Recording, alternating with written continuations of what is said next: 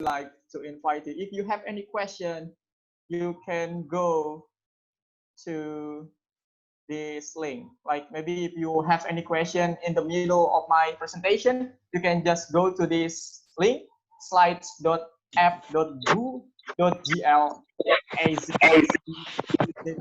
Okay, so I will copy the link and send it in the chat box. So if you have any question in the middle of my presentation, just go to that link and you can type your question and I can see your question and answer it.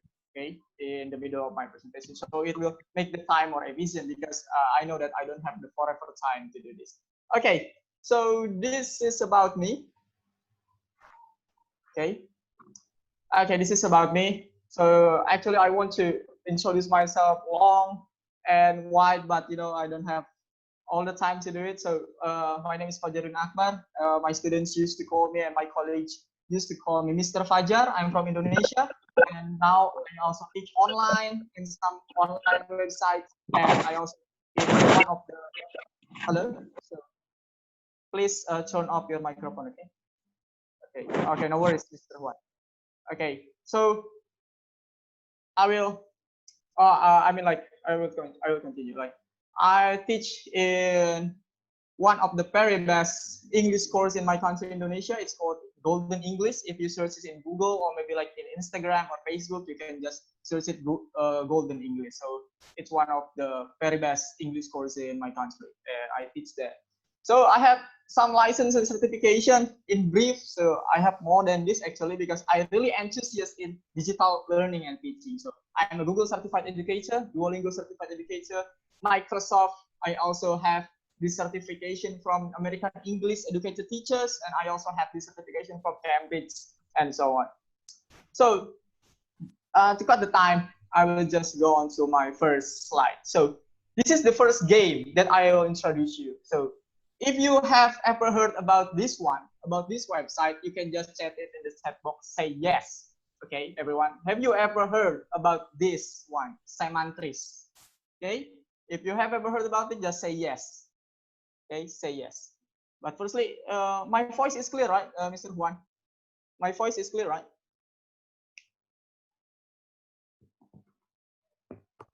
Yeah, teacher. Yeah. Okay. So if you have ever heard about this application or about this website before, please say yes. But if no, just say no in the chat box, so I will know how many of you have ever heard about this one. Okay. Okay, go to the chat box, and if you have ever seen this one, Semantris, it's called Semantris, say yes. If no, just say no. Okay, before I go to the slide, the next slides. I'm still waiting for in the chat box actually. Hello, I'm still waiting for anyone to chat. Okay, no, no. Okay, go on. No. I'm still waiting for someone to say yes actually. No.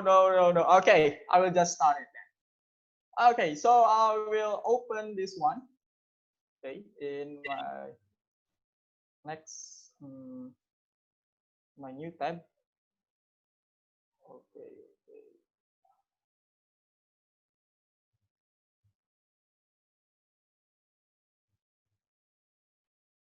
I'm sorry. No. Okay, I'm still in. Okay, so this is called Semantris. It is from Google. Okay, it is from Google. So Google developed such a website for us to practice our English. It's called Semantris. This is a machine learning. What is machine learning? Machine learning is a software that learn about us. Okay, so if you have ever heard about Tetris is some kind of block game, something like that. So this is similar to Tetris actually, but this is about vocabulary. So if you want to enrich your vocabulary or test your vocabulary size, you can use this one. I will demonstrate this one. Okay, play in arcade. Okay, I hope everyone can see the screen clearly. And maybe if my speaking is too fast or not clear enough, just say in the chat. Okay. So here, you can see, type the first thing that comes to mind when you think of rain. Okay. And there is some words here. some words here called rain. What is it?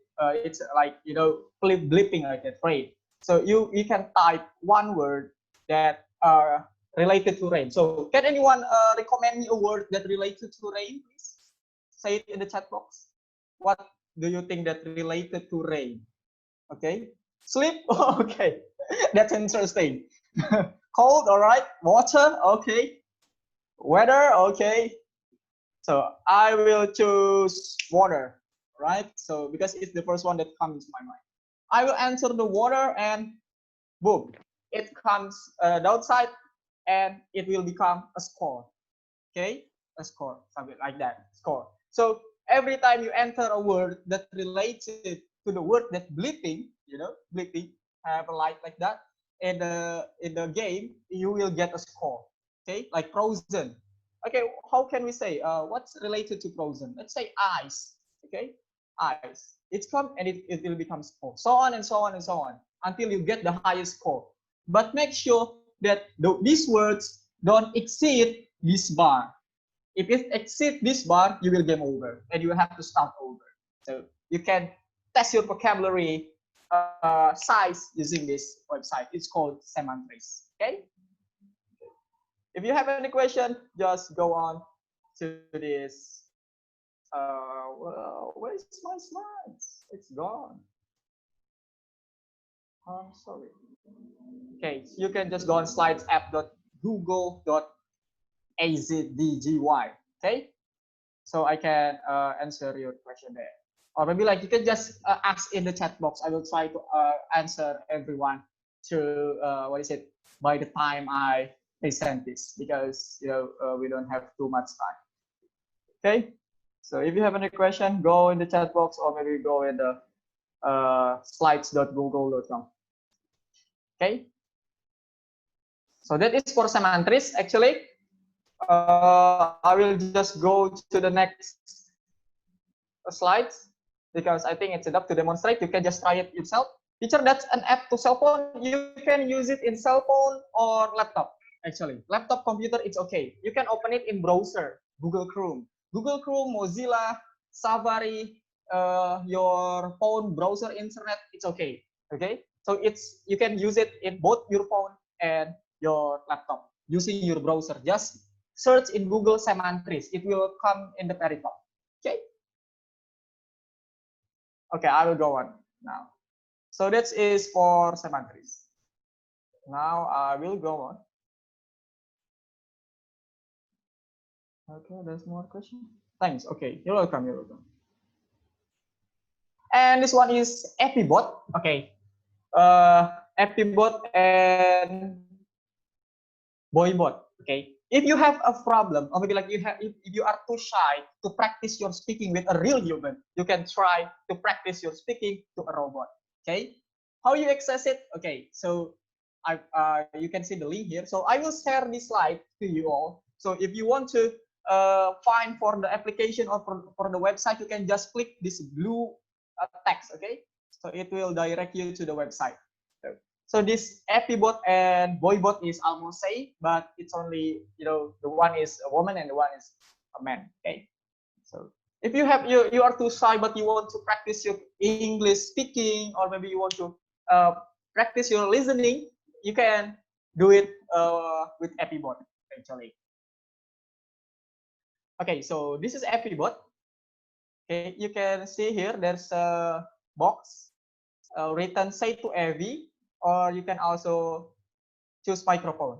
Okay, if you want to text her, you can just click in "Say to Evie" like "Hello," and you can just send it. But it's still loading actually. I'm sorry guys.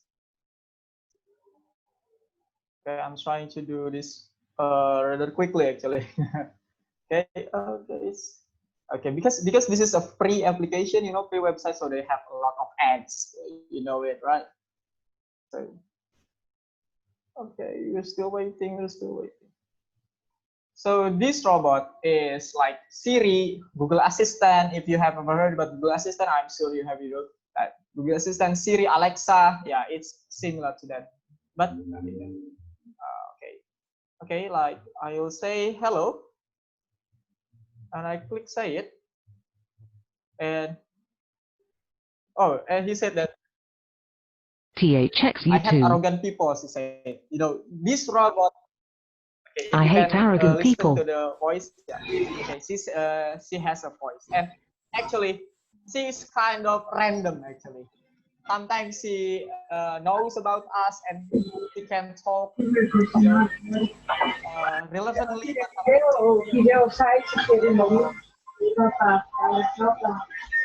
someone is turning on the microphone. Can you please turn it off? I'm sorry. I'm so sorry. Okay, thank you.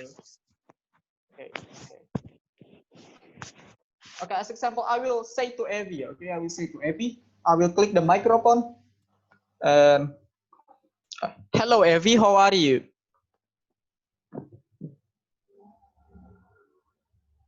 Okay, hopefully she recognize it.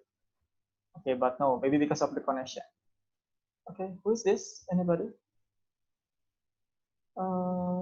Teacher, the bot has a difficulty level. Oh no, unfortunately, she has no difficulty level because this is not really accurately for learning and teaching. It's just for game, like a game or maybe like a partner to speak. You can just speak about anything. You can ask about anything. Like okay, Evie, do you know about Google?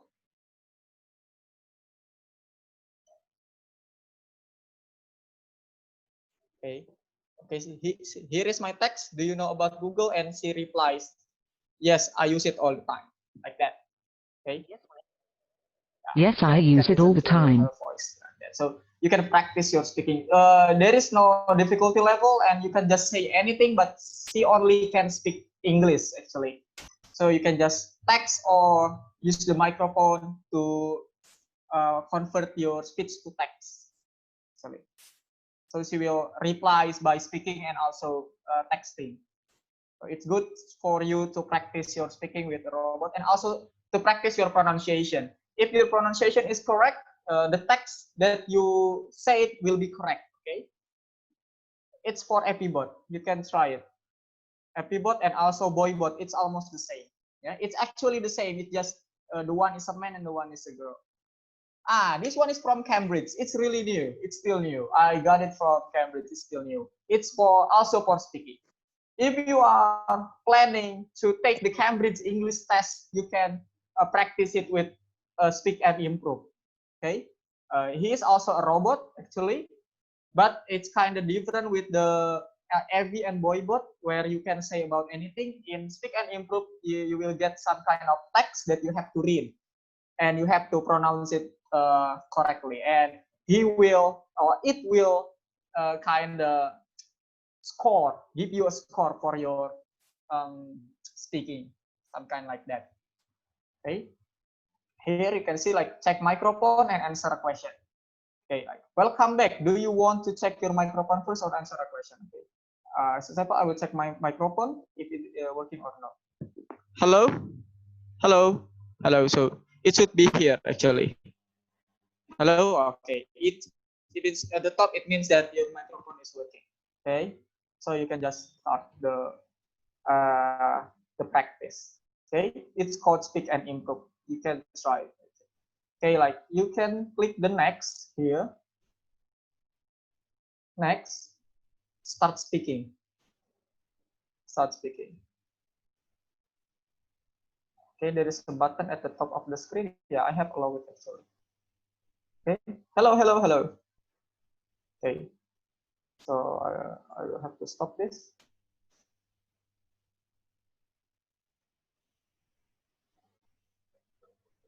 Okay, next. Okay, there is question like you have to listen to the question. Actually, there's no text. How do you spell like your that. family name? How do you Can spell your everyone family listen to name? the audio? If yes, please say yes in the chat box. How do you spell your family It name? said that how do you spell your family name, like that. So you have to start speaking, click start speaking, and answer the question. It is AKBAR. and click stop. Okay, so it will go on and go on until you answer all the questions. Okay, after you answer all the questions, he or it will give you a score. Okay, score for your something Where like are this. you So it's from? listening and speaking. You can what is it? Access it in your phone and laptop. Okay, using your browser. I recommend you to use Google Chrome and use a headset. So use a microphone in your earphone, so your pronunciation and speaking will be clear. Okay, so after you answer all the 8 questions, it will give you the score or the level. Okay, the CEFR level, the CEFR based on Cambridge, between A1 to C2. Okay, between to pre-intermediate to upper intermediate, or maybe even native. Okay, I will close this one. Now we'll back to the slide. Okay. If you have any question, just say it in the chat box anytime. Okay, I will try to answer anytime. Okay. Hola. Okay, hola Daniel. Okay, hola. Okay, so Daniel is saying hello from the slides. Okay, now I will go to the next one. Yeah. Oh, Duolingo. I'm sure that most of you have ever heard about this one. Okay, about Duolingo. Duolingo is, one of the most popular application, the famous application that you can use to learn language, any language, not just English. Actually, there are so many languages. Like learn 30 more language online with bite-sized lesson based on science. You can install it in your mobile phone, or maybe you can access it to the website in your browser, laptop, or computer. So why there's so many people doubt about Duolingo? Like, does Duolingo really can improve or maybe help me to improve my language skill, especially in English? Exactly, like it depends on your effort. It depends on your effort doing on the application.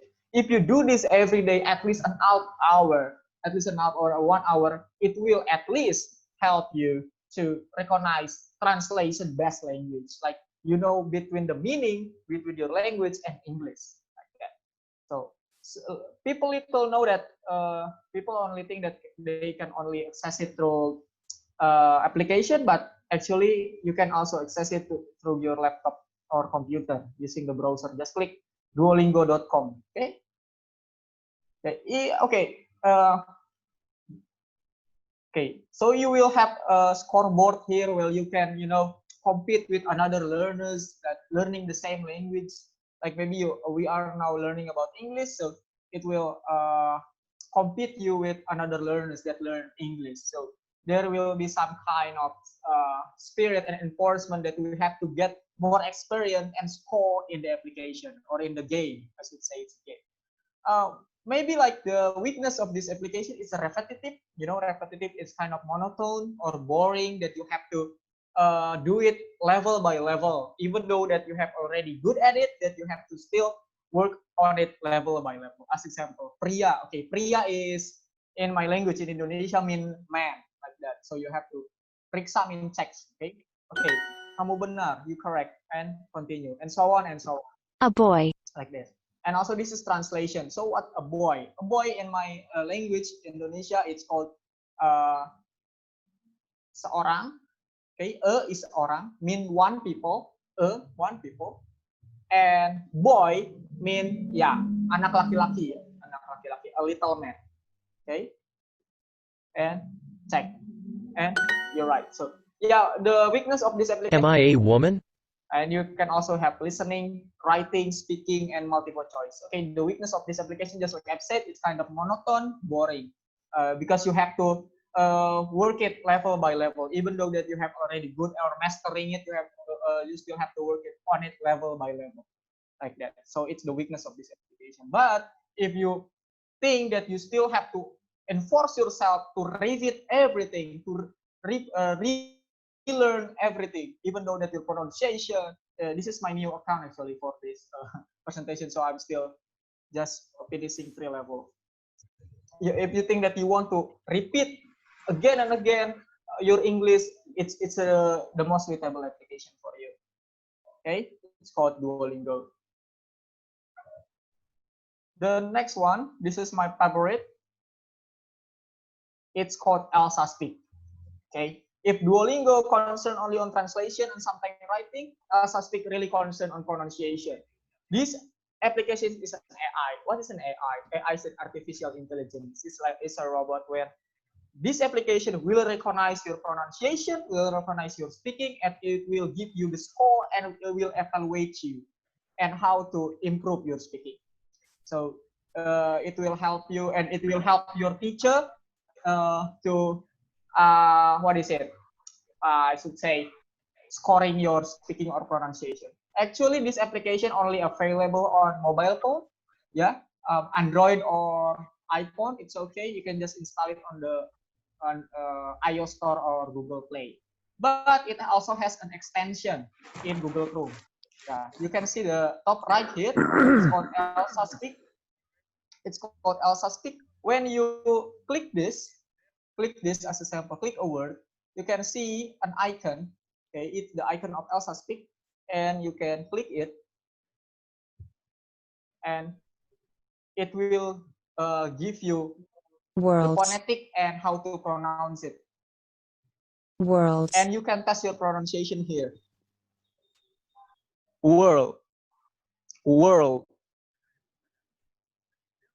I'm sorry. Worlds. Okay, it will analyze your pronunciation. So like that. So I'm 98% native speaker. So okay, it's quite good, right? So you can also listen back to your record voice like that. I'm sorry. Worlds. Or maybe I'm sorry. Like Worlds. that. But if you use it on the application, you can install it later. You can choose the free version because it has two versions. The premium version where you have to buy it, but it also has the free version where you can play it for free in your phone, and you can practice your pronunciation again and again, and you will know how to evaluate it, and you will know how good your pronunciation is with it. Actually, I will just continue. This one is ExamLift. This is from Cambridge. Again, if you are planning to take the Cambridge English test, you can use this ExamLift. It is only based on B1 primarily for schools. B1 means intermediate, the level of intermediate. It is actually focused on grammar. So there's some kind of multiple choice that you have, like TOEFL. If you have ever worked on TOEFL, it's almost similar to TOEFL. But actually, it is only available on your mobile application. Okay, there's chat here. Okay, pardon for the oh, okay, I'm sorry. Okay. Okay, there's more chat here. That board, okay. So I will see the okay, no more question yet. Sorry if it is. Can you resend question and answer room because my Zoom is accidentally closed?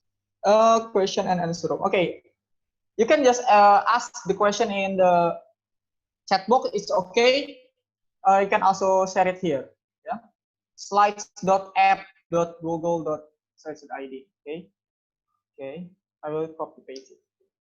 So it's called ExamLift. Okay.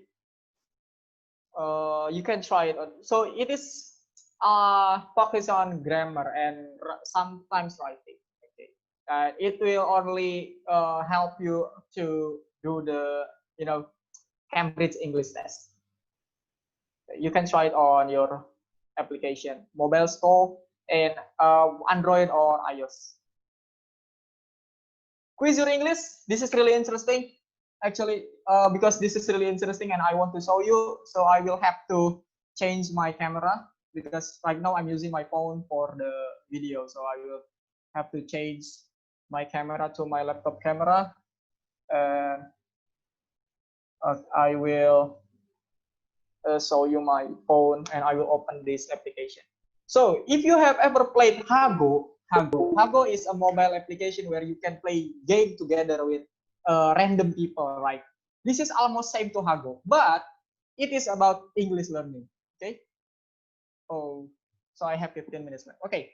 So this is about English learning. I'm sorry. Okay. First, I want to show about this one.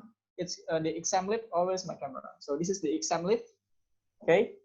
Say it in the chat box if you can see my screen. So I think I will stop my virtual background. My camera isn't so good. Okay, I'm sorry. Okay, so this is the exam lib. You can see, okay, it's called exam lib. I will play it like it has some kind of level, or maybe like topic association for listening, or what is it like here, speaking and listening, something like that. So you will play it and it will have some kind of questions, a multiple choice. Okay, here, sorry, start activity.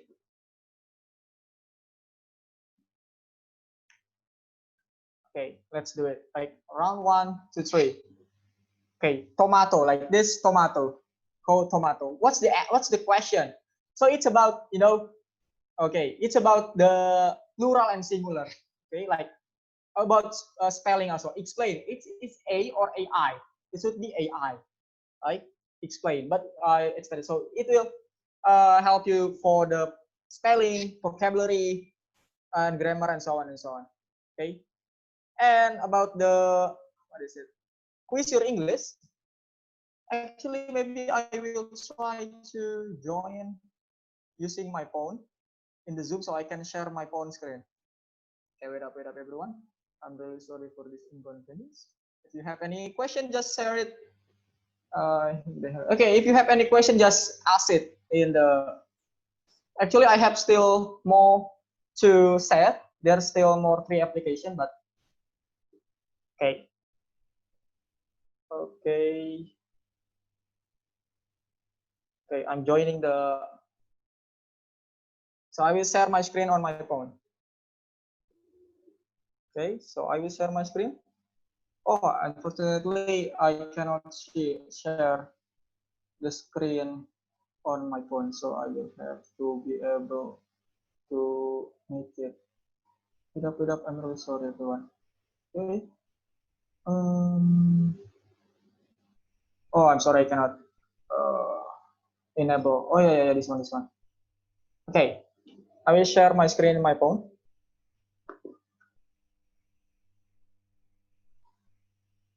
Okay, screen.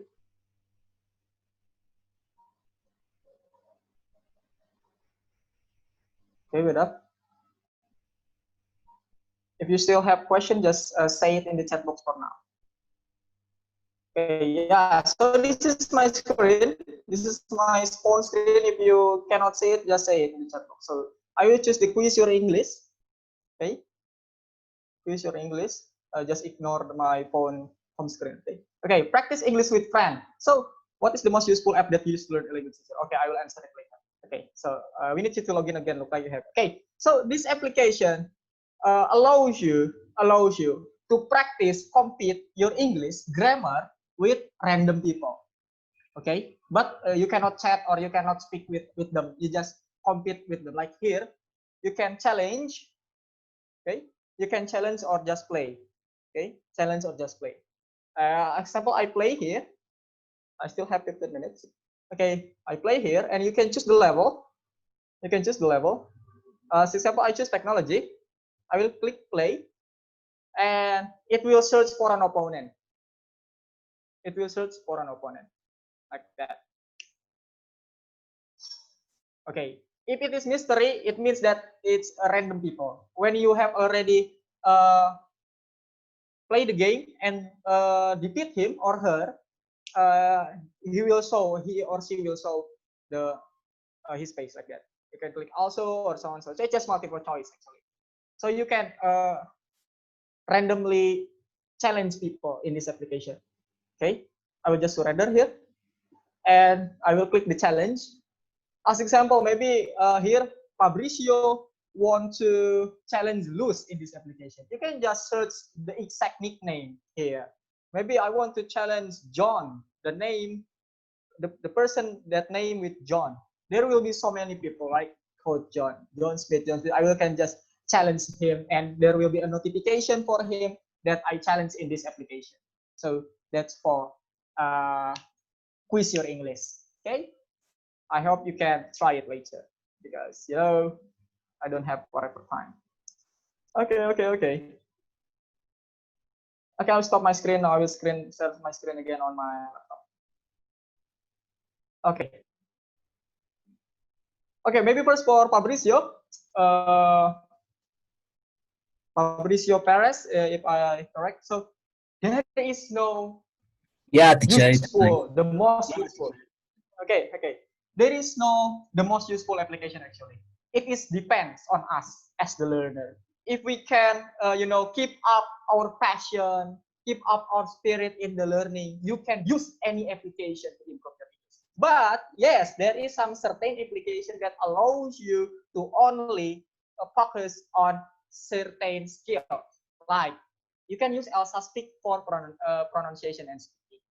You can use Duolingo if you want to improve your English in translation best. If you want to translate both to your mother tongue, your own language, and to another language, example English. But if you want to try to improve or maybe test your vocabulary size, you can choose Semantris. So every application has its own certain specification to practice your English or learn your English. And also, you will always need a teacher, a tutor, or a guidance, because this application is only a mere application. They just tool. They cannot guide us. They cannot motivate us or anything. We still need a teacher in our life. So that's why sometimes I just accommodate or facilitate my students with this application, but still they will need me, and I also will facilitate them. Okay, very good question, Perez. Okay, thank you. Is it answering your question?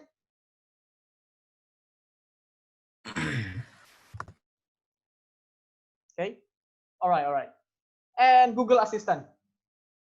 Google Assistant is really, I should say, interesting, because it's not about for English learning actually, but you can learn English with this one. You can install the Google Assistant and you can, set the language to English. As example, I will share my screen again from my phone. Okay, okay. I will stop my screen first. Okay. Teacher. Yes. Hello, teacher. Sorry, I have a question. Do you know where we could do some tests to improve our English? Some pages, websites To what? Or what purpose? to improve our English. Yeah, actually, all the application that I shared is to improve your English. Yeah. What's the specific one? Like your speaking, your listening, or what? Oh yeah, our grammar. Oh, your grammar. Okay, actually, it's in the last slides. Very good question, Fabrizio. I will share. It's in the last slide. Okay, wait for it. I'm still. It's in the last slide. Okay, very good. Okay, I still have about 10 minutes, right? So I will demonstrate about Google Assistant. Okay. Okay, I will say, "Hey Google." I hope he can hear me. Oh, it's not working. So I have to go out, leave the Zoom first. Okay, I will leave the meeting. Okay, you can see me practicing on it. Hey Google.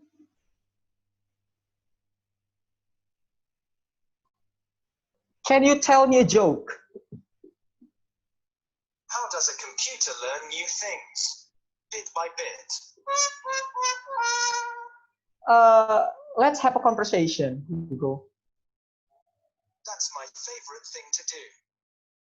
I want to improve my English. Here's a summary from F. Like How that. to improve your spoken English. So, tips. if you want to Speak, test your speak, pronunciation, speak. you can check it in Google Assistant. 3. Oh, nice, teacher. Yeah. Okay. Thank you. Like you can. Hey, thank you, Fabrizio. Okay, thank you, Google. That makes me so happy. You're most welcome. So that's from Google. So like you can talk with Google Assistant for your conversation practice. So it will also try to test your pronunciation. If your pronunciation is correct, Google will understand it. But if your pronunciation is kind of still have things to improve, it won't recognize your pronunciation. Okay. Yeah. Yes. Okay. Thank you. Now, thank you, Fabrizio. Now I will go to another slide. Otter.ai. Okay, it's if you want to test your pronunciation again, actually because my what is it? My specialty in speaking and pronunciation, so most of my application is about that. Okay, so as example, you want to take a note, but it's quite difficult for you to type it or maybe to write it. You can just use Otter.ai. Okay, in this application, it will help you to convert your voice, your recording to text like that. Like you say anything, it will convert into text. So you will know that your pronunciation is already correct like that. Or maybe like your speaking is already correct, like the pace, speaking pace, or the speaking, what is it? Yeah, the speaking, mostly about speaking pace. Okay. Okay. Okay, in your opinion, which application is the best, the more complete? I have to say that there is no complete application. One application only good for one thing. Yeah, for application good for speaking, application good for vocabulary. There is no really complete application. Unfortunately, no. Yeah, and also they only a robot. They only a software. They only not a real human or not a real teacher. Okay, we still need a teacher. This application is just a tool, just like dictionary, just like book, just like pen. Okay, so it just to be used to practice. Okay, not for a guidance. Okay, I will record my voice here.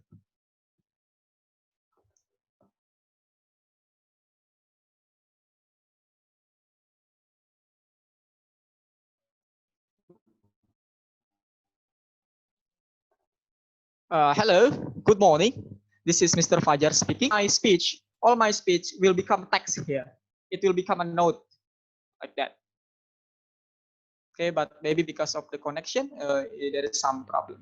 Okay, so you can try it. You can install it in your mobile phone, and also you can use it on browser. It's called Otter.ai, like that. Okay, what is processing? If it is working correctly, the connection, it will convert all your speech, all your pronunciation into text, which is actually helpful, really helpful for me. Okay, like that. Like hello, good morning. Okay, hello, good morning. Is my okay? All my connection is stable. My connection is stable. So if it is stable, so if this the day, but maybe because the con like that. Okay, like that. So. And if you want to combine this application, like is my grammar is already correct or no, you can use this one, Grammarly. I think maybe most of you have heard about this. But how can you use Grammarly to improve your grammar? Basically by analyzing your own speech or analyzing your own text. Like if you have record your speech using Otter and you copy paste all of your speech that already turned into text and paste it into Grammarly. Okay. Okay, I only have 5 minutes left. Okay, if you have any question, just ask. Okay. So I will open one from my student. So this application or this software is actually it is only available on laptop or computer browser. If you install it in your phone, it will be as a keyboard, Grammarly keyboard. It will help you to, analyze your grammar in writing like that. So here, okay, I will try to maybe make this incorrect. To made, okay, to made. Okay, there will be a red line here. I will turn off my Google Translate first. Okay, there's one question. What's this? Just take your time, no worries. Okay, thank you, Mr. Wang. Okay, like this one made, there is a underline here, red. When you click it, it will give you the recommendation for the correct words. As example, made. So if you want to analyze your own speaking, you can use Otter.ai, by turn your speech into text. Then you copy paste it, you paste it in Grammarly. So you will know that how correct your grammar is, like that, actually.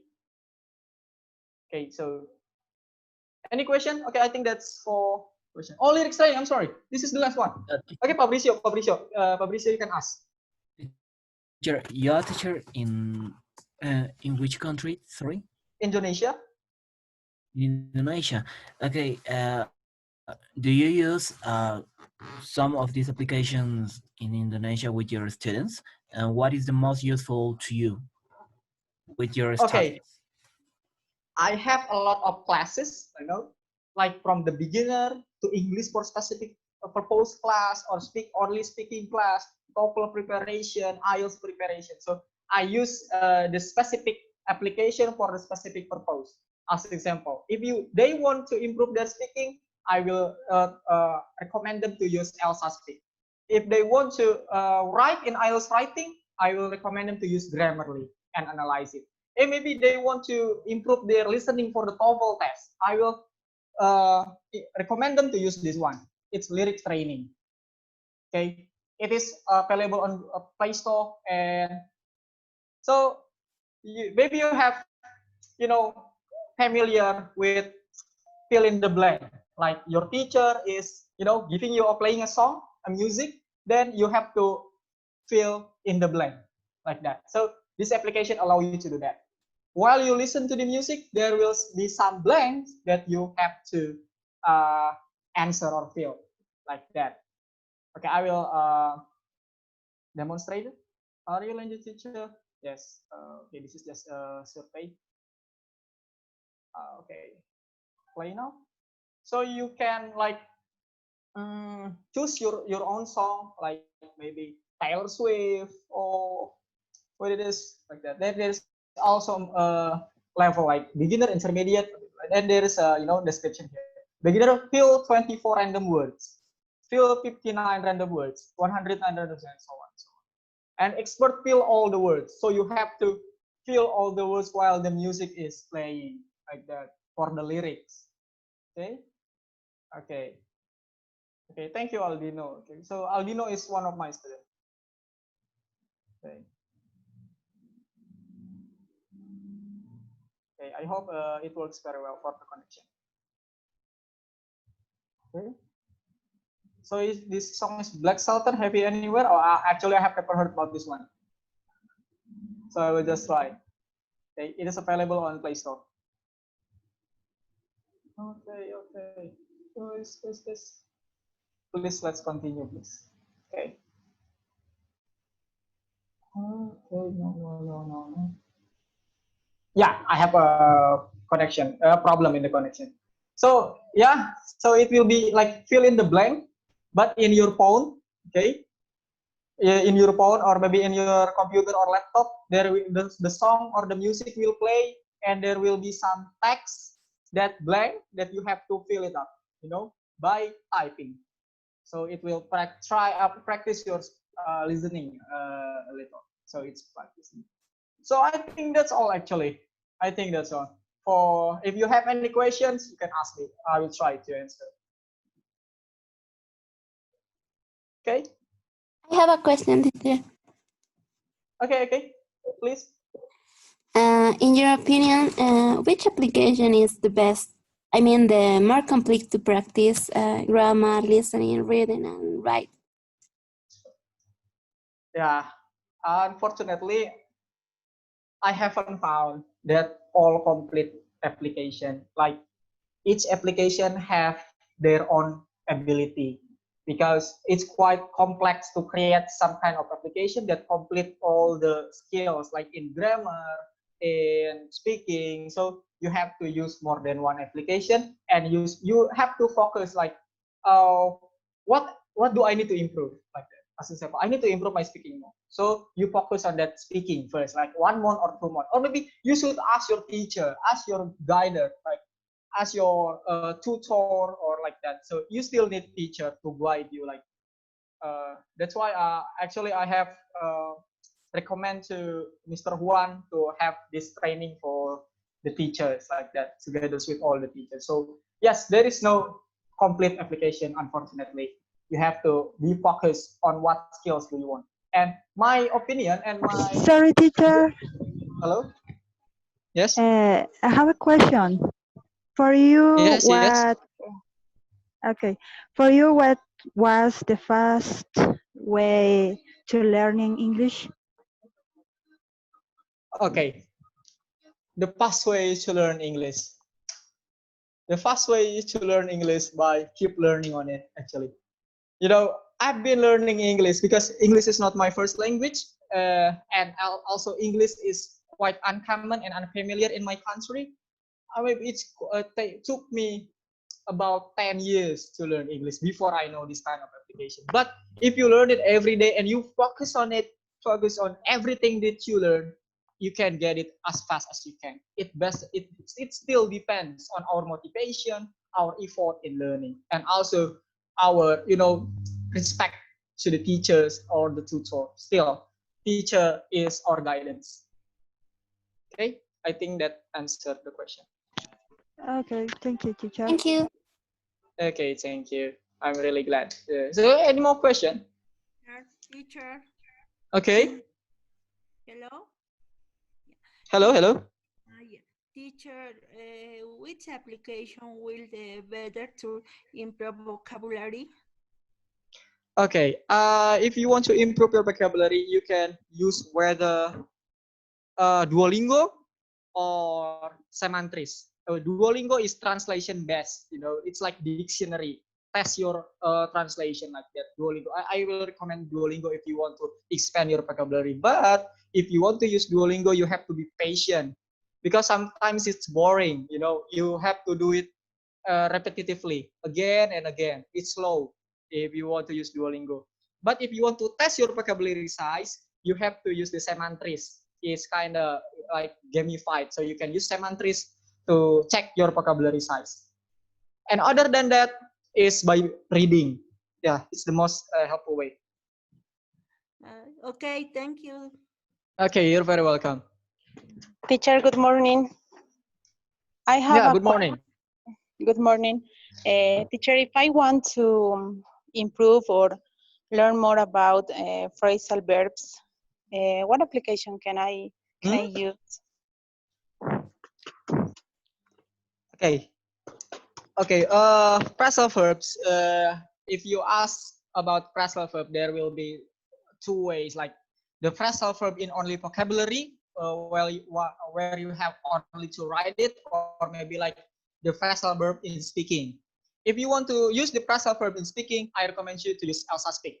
But if you want to use the phrasal verb in writing, I maybe recommend you to use the Grammarly, or maybe you can try the sources by reading actually. So because phrasal verbs is also included in grammar. But other than that, you can ask your teacher like, I want to improve my phrasal verb. What should I do? Then you can use the application to practice it every day, and still you have to follow the teachers or tutor like that. So Duolingo and Semantris. Duolingo and no, I'm sorry. Elsa Speak. Yeah, I'm sorry. Elsa Speak.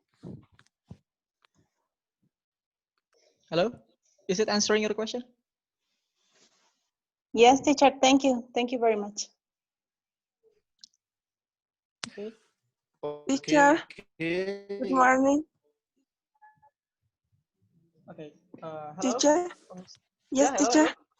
hello. I can ask you some questions. Okay. Do you know Elevate application?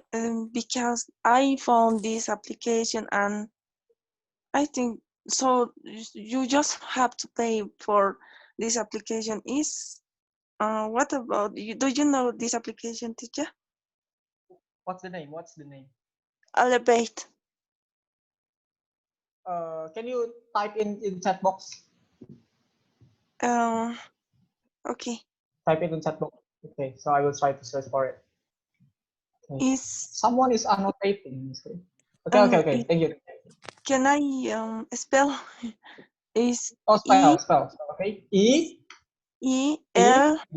L E T and E. Elevate. This one? No, I can see. You cannot see? No, no. It's yes. This one? Electric? Electric?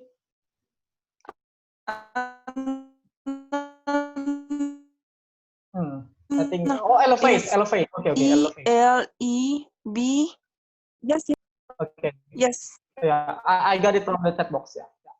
Elevate. I think I haven't heard about this one. Brain training and brain games. Oh, yeah, yeah. Okay, so actually this application is not focusing on English, right? Is it elevate8.com? Yes, that is a application. I can see in the YouTube channel. In this place, I found this. Okay, okay. So I haven't heard about this one. Okay. So maybe you can try it, and maybe later in some next occasion or some. Sorry. Okay, thank you for the recommendation.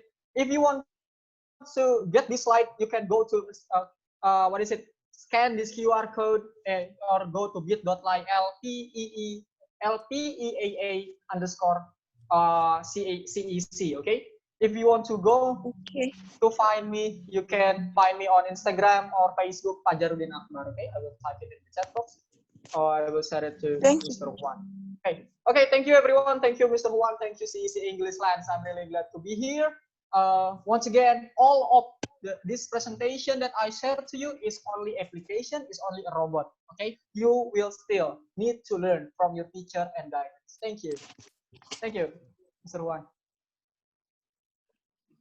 Okay, I want to say thank you to Mr. Fajar.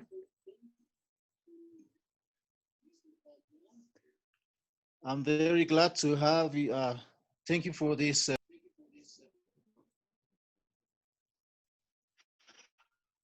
Well, and now we're gonna welcome to our next guest. He's from the Colombia, from the United States.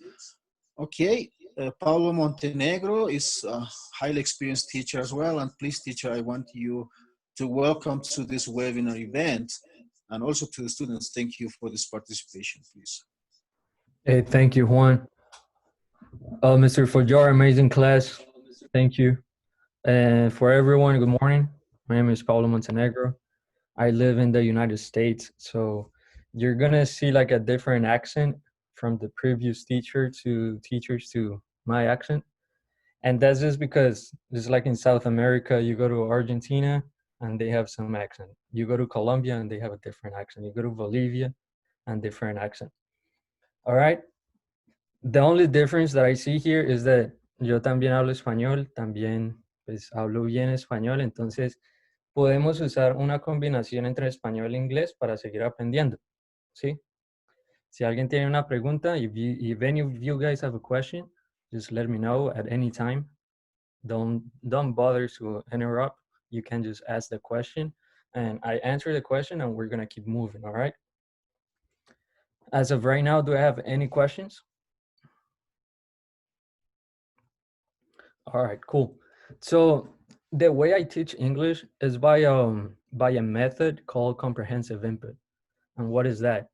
That basically is not only grammar, not only like the rules, the American rules or the English rules of the language, but I teach it by experiences. So for example, what we're gonna see today is mainly airports. Whenever you fly, basically anywhere, I have traveled all around the world, and every single airport, I find someone that speaks English. So that's a huge advantage, because if you learn how to learn English, you're gonna be able to communicate in any single airport. Okay, so I'm gonna share a screen real quick, and that's just like a PowerPoint that I have that I created for my class, and then we can go over some stuff, right? I also want to hear what you guys think about it, or if you have had any experiences traveling outside Bolivia or even in Bolivia, all right?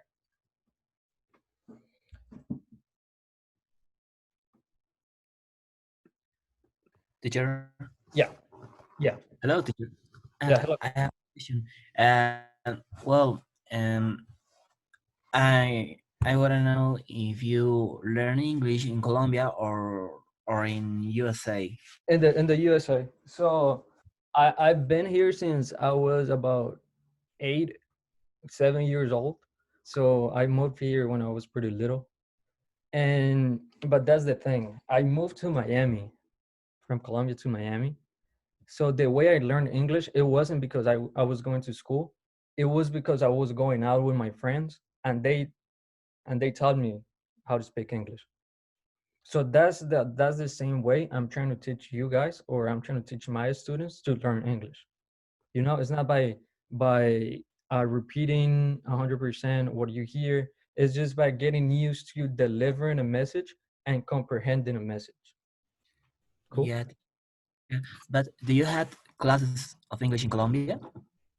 I did, but they were pretty basic. You know, they were like the colors, you know, like rojo is red, azul is blue, you know. That's and el verbo to be. But those are the really basics that you need to learn English. You can skip that part, you know. You need that in order to start developing more traits as you go on. So it's like when you build a house, you know, you need a good solid base for you to start building up like a building, you know. If you don't have a solid base, the building is just gonna go down. So that's the same thing with English. Yeah. So what they're teaching at school, that's good. But that's just the basics. But you have to master the basics first.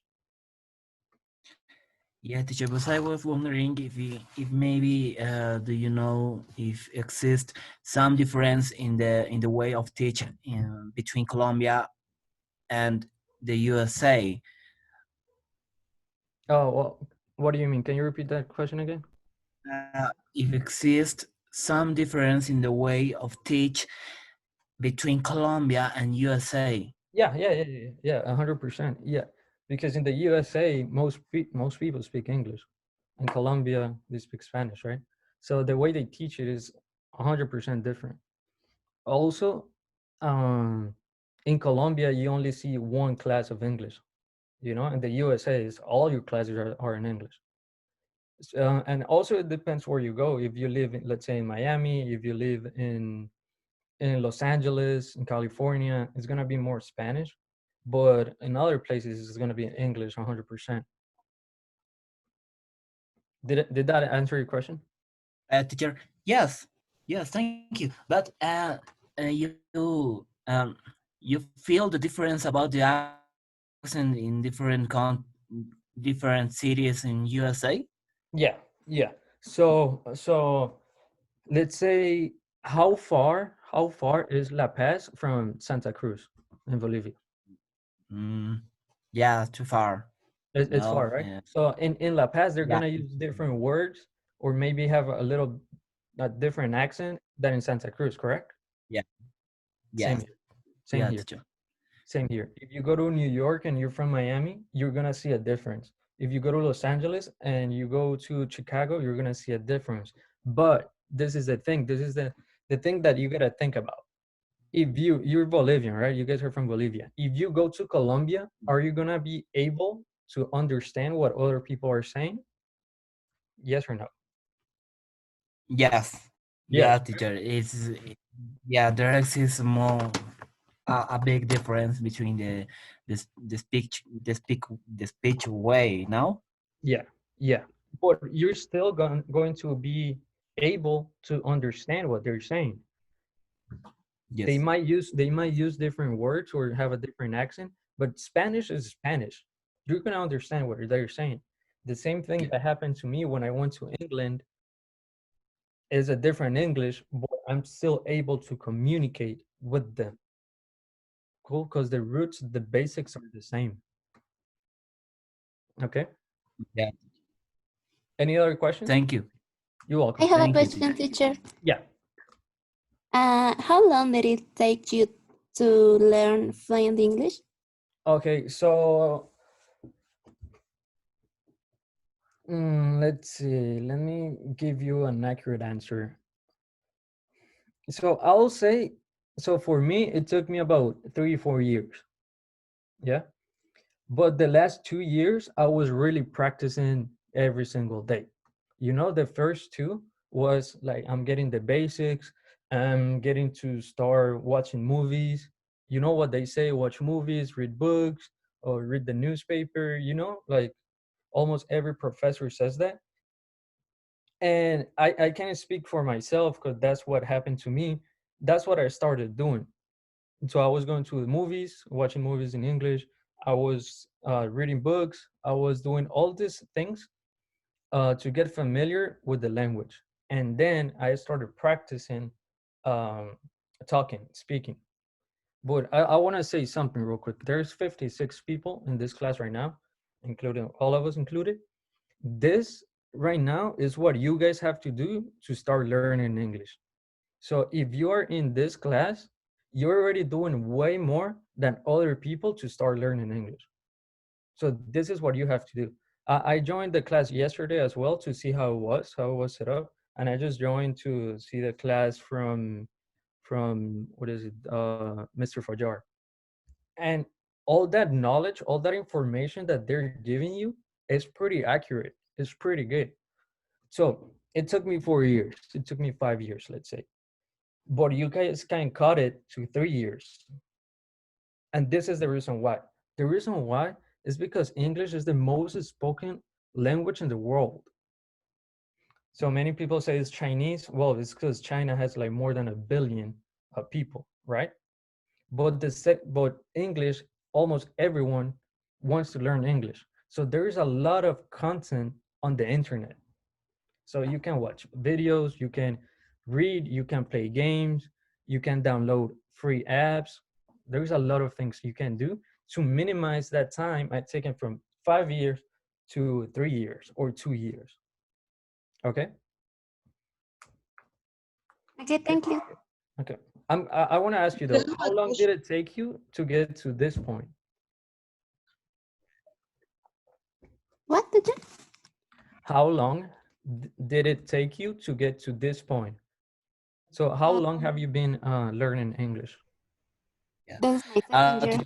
Teacher, yeah, I've been learning English since 2 years ago. 2 years ago? It's impressive.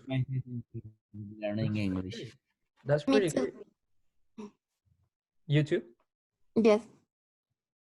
That's pretty good. You guys can understand what I'm saying, and I can understand what you're saying. So that's you guys are pretty far.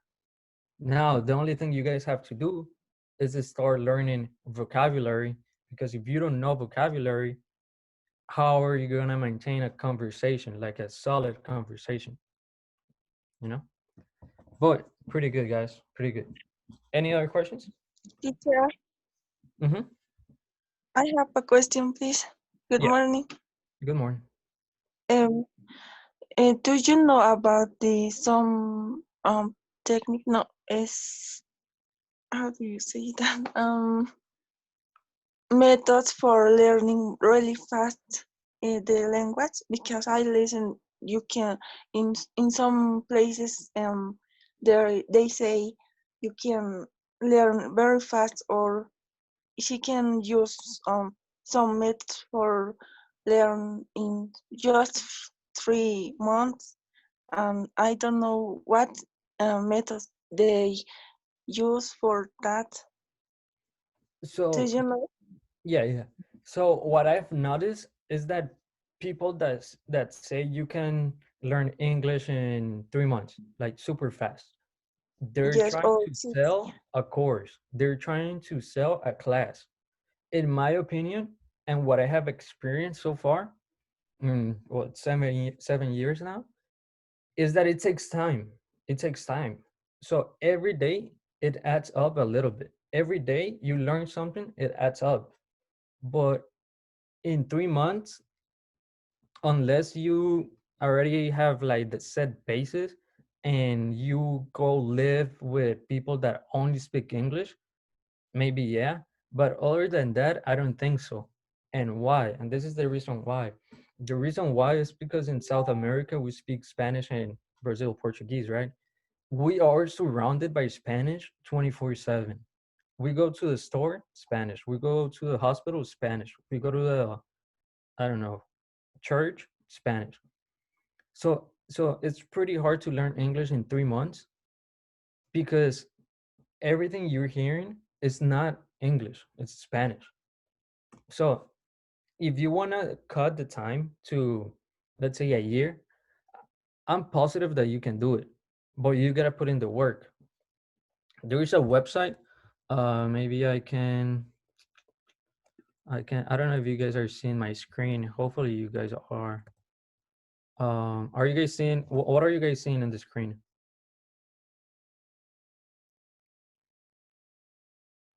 Are you guys seeing my screen right now? Yes, teacher. Yes, teacher. And it says 3,000 most common words. Yes. Yeah. Okay, good. So one thing you guys can do is go online, go on Google and look this up. So if you need a pen and paper to write this down, write it down. So it's a free website and it's 3,000 most common words in English. Why the most common? Because you don't want, I mean, it's good that you learn a lot of vocabulary, but you want to learn the words that are used or the most used in English, which are these. So for example, you go ahead and today you learn what above means, you know, above, and then you go down and you go to, I don't know, aircraft, and then you go down and you learn campaign. So that's 3 words only. And those 3 words are gonna help you a lot if you learn 3 words every single day. That's like a compounding effect. So you learn 3 today, in 5 days, you're gonna have 15. You know, in a month, you're gonna have 60 words now. So that's a pretty solid number. Okay. Do I have any questions now? No, teacher, it's fine. All right, nice. Okay, so basically, today we're gonna talk about the airport, and I basically divide the class in 4 sections. So booking, check-in, immigration, and luggage pickup. Has any of you guys ever traveled within Bolivia using an airplane or outside Bolivia? An airplane. Yep. ¿Sí? ¿Alguien ha viajado en avión en algún momento? Yeah, teacher. Can you tell us about your experience? Where did you go? I couldn't hear you. You can hear me? Yeah, right now, yeah. Okay, good. So where did you go? Oh, in Argentina. To Argentina, nice. How long was the flight? Not too long. Just 6 hours. 6 hours, good. 6 hours. Good. Anybody else?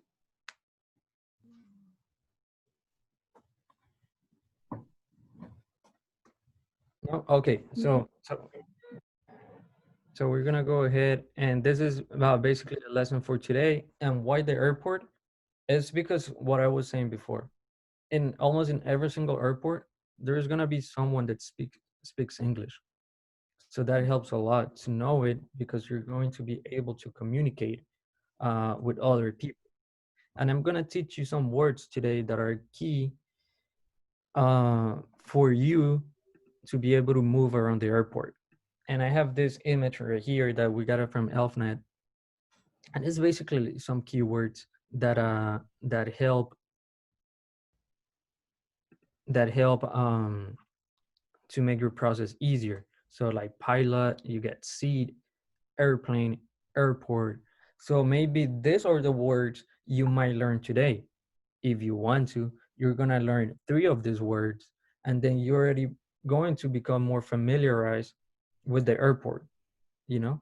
And if it's obvious, like pilot, piloto in Spanish, maybe you don't need to put too much time into it for pilot. But for takeoff, like the airplane, cuando el avión sale, takeoff is an important word, you know? Boarding pass, passport, pasaporte. Maybe you guys don't need to spend that much time in passport, but you can go ahead and learn land. And land could have two different meanings. Land could be like un terreno de tierra, or land puede ser aterrizar. ¿Sí? Entonces, pueden sacar de este cuadro 3 palabras y ahí ya empezar a aprender un poquito de vocabulario. And if you guys at any point, si tienen alguna pregunta, me pueden preguntar de una.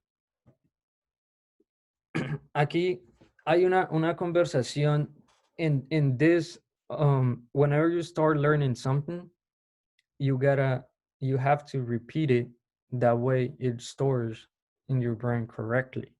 Just like whenever you're learning to, I don't know, play a sport, soccer, you play soccer multiple times until you actually either become good at it or you at least have the idea of how it's played. Or whenever you learn how to cook, it's the same thing. You go and you cook, and then the next day you cook again, and that's how you build up to actually cook something good. And this is the same in English. So I didn't have this slide here in my class. I got it from a textbook because it's something that you can use with a partner and with a classmate, with a friend, with your sister, brother, and just practice, you know? So anybody in here wants to practice this conversation real quick? Yes. Yes? Okay, Yes. so Yes, teacher, Can here. I try, teacher? so I don't know who's speaking right now, but let's go with Valeria. Valeria, let's go. I'll be number 1, or I'll be the one and the lady, and you'll be the guy, okay? So I'll start, then you go with 2, I'll go with 3, 4, and so on and so forth. All right? All right. So hello, how may I help you? I would like to buy a ticket to London. Would you like a one-way or round-trip ticket? A round-trip ticket, please. When will you be leaving? I will be leaving on Wednesday. When will you be returning? I will be returning on Sunday. Keep going. How much is the ticket? It is 987. All right, good job, Valeria. Excellent, excellent. There are 2 things I want to point out right now for this little image or conversation. And one thing to get familiar with is the round trip. So what is a round trip? Anybody in here knows what is a round trip? Ida y vuelta. Ida y vuelta, 100%, correct, 100%. So round trip is ida y vuelta, and round just means like round, la vuelta, trip is just viaje. So whenever you go and buy a ticket, or whenever you plan on going on vacation, make sure to ask or go online and make sure you have that round trip. If not, it's gonna be one way. And the other thing I wanted to highlight here is the numbers. So the numbers, so number 10, it says 987, correct? 987 es 987. Pero también se puede decir 987. Okay, so get used to that, especially when you're talking to people outside the classroom, because in the classroom is going to be pretty much standard, pretty much grammar, so what the textbook is saying. But whenever you go out, it's not always going to be the same. So instead of 987, they might say 987. You see the difference? They don't include the 100. So if you're learning the numbers, make sure that you're paying attention to what they're saying, because if they don't include the 100, you might think it's only $98.07, but in reality it's 987. You guys get that? You see how it could be. So 987 is the same thing as 987. All right, who else wants to practice? I practice, teacher.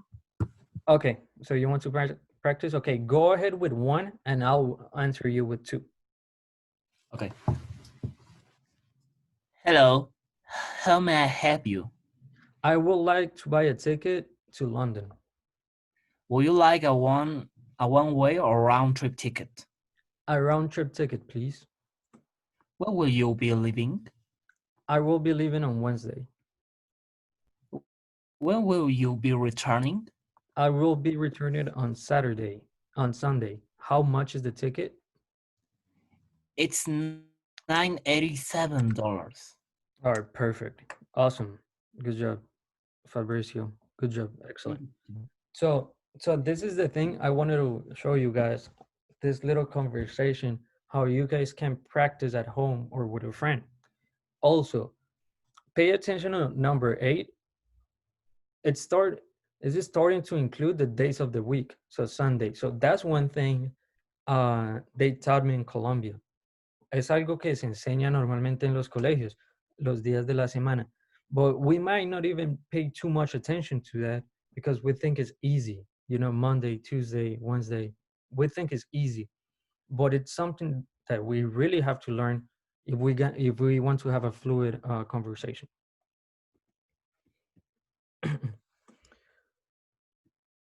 Okay, so the check-in process. I'm gonna explain it to you guys real quick how the check-in process is. And in case you guys ever travel, or if you guys already have traveled, you can jump in at any time and tell us your experiences. So we always going to begin with greetings. And what are greetings? Well, what are greetings for you guys? What do you guys understand by greetings?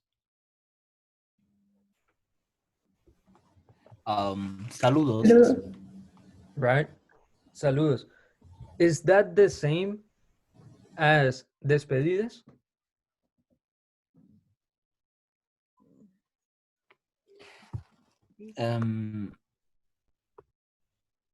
No. Tricky question. No, right? Entonces, ¿y uno cómo dice despedidas? Bye, see ya. No. Close, but not there. You see, vocabulary. Despedidas, aquí en el lado izquierdo, que está vertical. Greeting es para saludos. Farewell es despedidas. Oh, farewell. Farewell as despedidas. All right. So that's one more word you guys can add to your toolbox and start using it. Okay. So every single time to sound polite, sound educated, you want to start with a greeting. So hello, good morning, good afternoon, good evening. And these greetings can be formal or informal. We also have this in Spanish.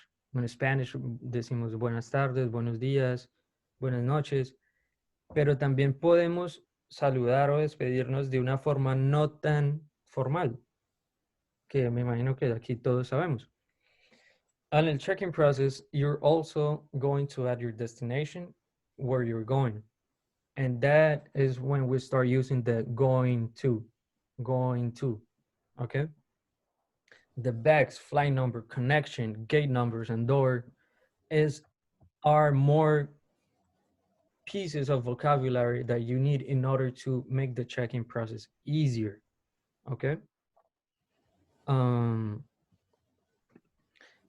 So, for example, this is one more key thing in the check-in process and in the airport process in general. Do you guys know the difference between carry-on and check bags?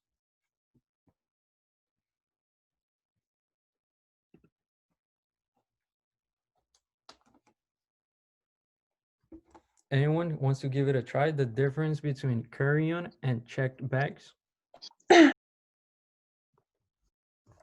Carry on. I have to explain in English, teacher, or I have to explain my language. Try in English. Try in English, and then you can speak Spanish too. But give it a shot in English. Carry on, maybe when the security let you pass the let you pass, and what was the other? Checked bags. Check bags. Mhm. When the security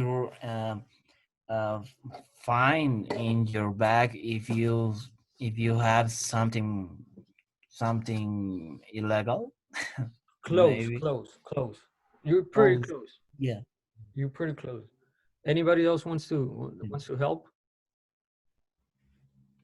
Carry on, check bags.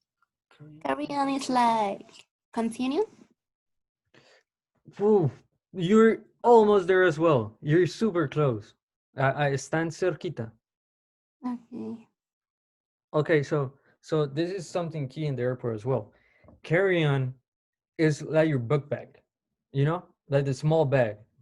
Check bags is the big one, the one that goes under the plane. So check bags es las que van abajo en bodega, son las grandes. Carry-on son las maletas pequeñas en que van en tu espalda o una bolsa, un purse. So that's something that you guys got to think about, because you pay extra for check bags most of the times. Most of the times you're going to have to pay extra for check bags. So that's one more thing you guys must know before going to the airport. What kind of bags do I have? So carry-on and check bags. Okay, and then we go down to gate numbers and doors, and that's once again what I was saying back in school in Bolivia and Colombia. They teach us how to the numbers from 1 to 10, then 11 to 20, and then it gets a little easier from 20, 30, 40, 50. You just change that, and then you add el número de 1 a 9, you know? But that's also one of those basics that you can learn to start building up. Okay, this is what I was saying about the formal or informal. So basically the good morning, good afternoon, good evening, goodbye, and good night. Now, can anybody in here tell me the difference between goodbye and good night? La diferencia entre goodbye y good night? Oh, yeah, teacher. Goodbye is when you only no. Good night is when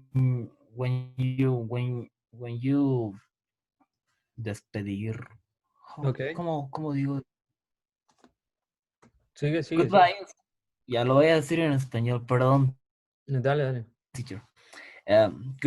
Goodbye es simplemente cuando dices chao mediante el día o la tarde, ¿no? Me despido de una persona en el día o en la tarde y le digo goodbye, ¿no? Y good night es cuando ya es una despedida definitiva por el día, ¿no? Creo. 100%. Yeah, 100%. You got it. That's how it works. That's exactly how it works. Teacher, Yeah. you can use good morning, teacher. Good morning. And you can use good night when you want to say goodbye, but at night, right? So, and goodbye is usually you can use it when you want to say goodbye, but during the day, maybe, but not at night. Yeah, so goodbye is cuando te estás despidiendo normal, you know? Like you're just saying bye. So that's like saying good afternoon, but at night, you know? Goodbye. And then good night is when you're going to sleep, pretty much. You know? ¿Te respondí ahí o te aclaro un Yes, poco? yes, teacher. You got it? Yeah. And now there is also one more thing during the day when we look at the times that is pretty important, and it's noon. Do you guys know what noon is? So right after is it, you see good afternoon. Do you guys see, do you guys know what that noon is? The At the middle of the day? start of the day. 100%. Yeah. Yeah. So at noon is 12, all right? 12 is el mediodía. That's noon. That'll be like the translation. Al mediodía. And that is pretty important because that way you know when to say good morning and when to say afternoon. You see? So you already know that noon is 12. So if it goes past 12, after 12, you already know that you have to say good afternoon. You see? You're not going to get confused anymore and oh, what should I say right now? Because you already know that noon is 12. If it's after 12, it's good afternoon. Now the question here is, what about evening? When do I say evening? Is it after 6? Is it after 7? And I have been to different places and they say it after 6, or they say it whenever it gets dark. So it's not like an actual time, like noon. It's just whenever it gets dark. Okay. So pay attention to that afternoon or to that noon in order to learn what to say and when. All right. Then we have some informal hi, hello, hey, what's up? Bye, see you. It's not really that informal, but it's not as formal as good afternoon, good morning, good evening. And then we keep going. I don't know if I have time. I have 15 more minutes, so we can go here to immigration. So final destination, plans, origin, occupation. And I'm pretty positive you guys have practiced the I am a student, I am a lawyer, and whatever your profession is. These are some of the questions that you might have to be ready to answer whenever you travel out the country. Maybe not within Bolivia or within Colombia, but whenever you go out to a different country, pretty much they're going to ask you, what do you do? And that's when you say, I am a student, and that's when you practice these little basics. I am going to, I will be staying to, and now the plans, we go again to see the dates, all right? What we were talking about that they teach us in school. We see Tuesday, we see the months, April, and we see the date 17th. Now, if you guys are in a stage where you want to learn more and like at a faster rate, make sure you know this first. Make sure you know the basics first, like the days, the numbers, the alphabet, the months, and you're gonna see how it all starts to connect with time and practice. So, digamos, si hay alguien de los 57 que todavía está empezando, esto es donde quieres empezar. Lo que parece aburrido es lo que quieres aprender. Los días, los meses, los números, y verás que todo va a empezar a encajar. No sé qué nivel tengan los 57. Hay 4 que están hablando que tienen un nivel excelente, pero si hay alguien, digamos que un poquito de pena, un poquito, empieza con esto. Y esto te dura por ahí una semana aprendiéndolo bien, you know? Now, one more advice that I can give you guys is to, if you have a cell phone or smartphone, is to change the language from Spanish to English in your phones. And you know why? Can anybody explain why that might be helpful? Sorry, teacher, can you repeat, please? So if you change the language in your phones from Spanish to English, do you know why that's helpful? Because that help us to be more in contact with the language every time every moment because we use a cell phone every moment and every time and in everywhere. And well, if we see the language change at the English, I think that we could we could see the English in everywhere now, obviously in our cell phone. Correct. 100, yeah, 100%. That is why this cell phone is now like an extension of us. It's like an arm, you know. If we don't have it, we're like worried we're missing it. We're like, where is it? I need it.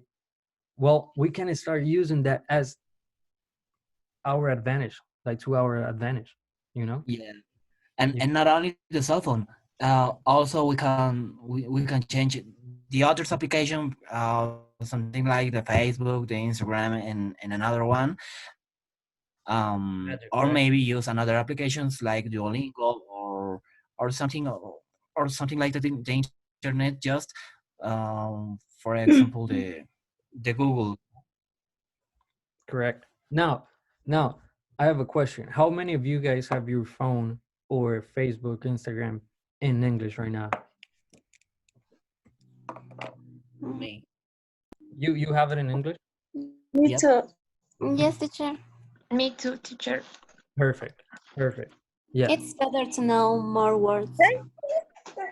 You guys were asking before how to learn more vocabulary. That's one way. That's one easy way. Yeah. You just look at the date. You don't even unlock your phone. You just look at your phone for the time. You want to know the time, and it already tells you the date in English. You know, use that as your advantage. You don't have to sit down every single day to open a textbook and learn. It's as easy as changing the language of your phone to English. On a Saturday, Sunday, you're looking at your phone and you just go, I just learned something new. I learned that Sunday is Domingo, you know, things like that, easy.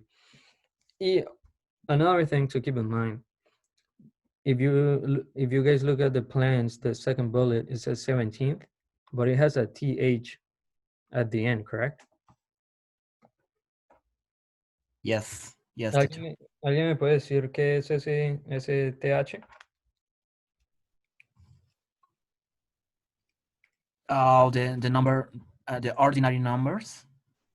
Correct. Y en español, ¿cómo diríamos 17 or 17th? Números ordinarios. Ok. Y 17 sería como... ¿Cardinal? Decimoséptimo. 17avo, 17º. That's one more thing to keep in mind. Otra cosa, that's one more thing that you guys can learn if you don't know it. Those are basics. So if you don't know it, go from 1 to 20.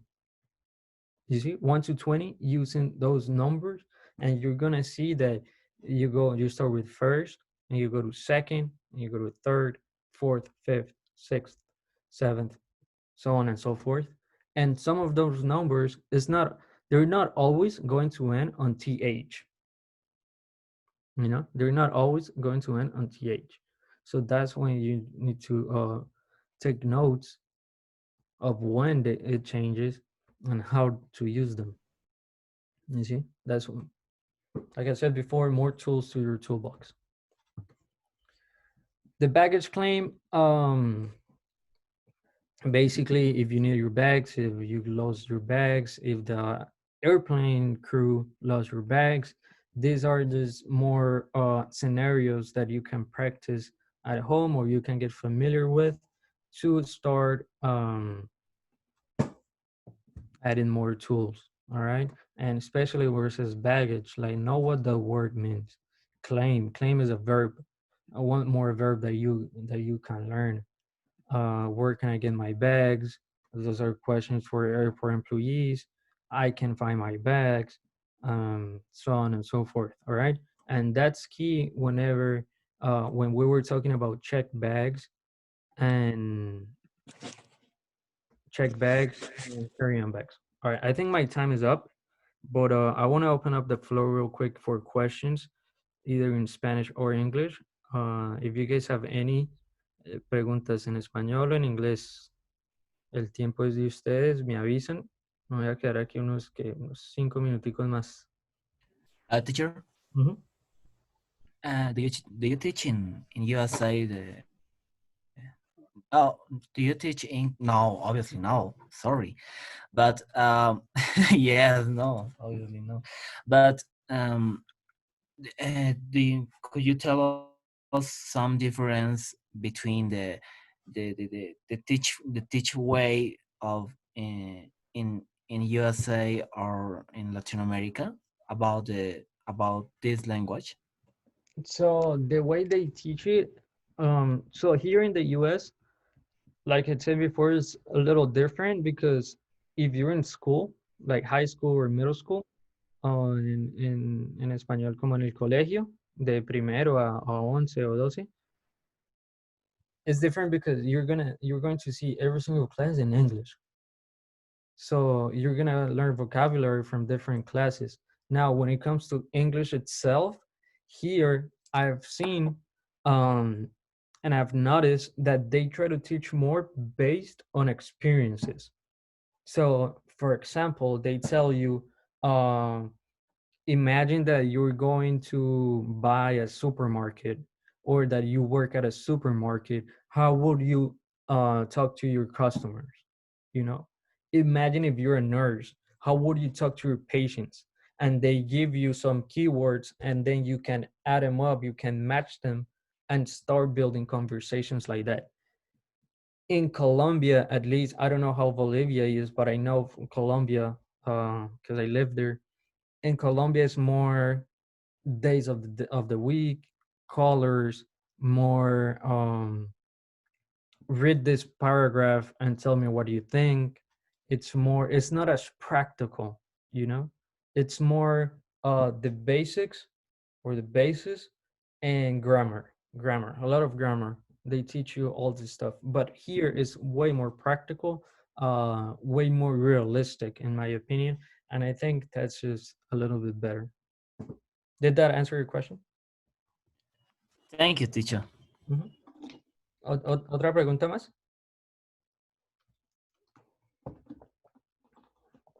Teacher, Yeah.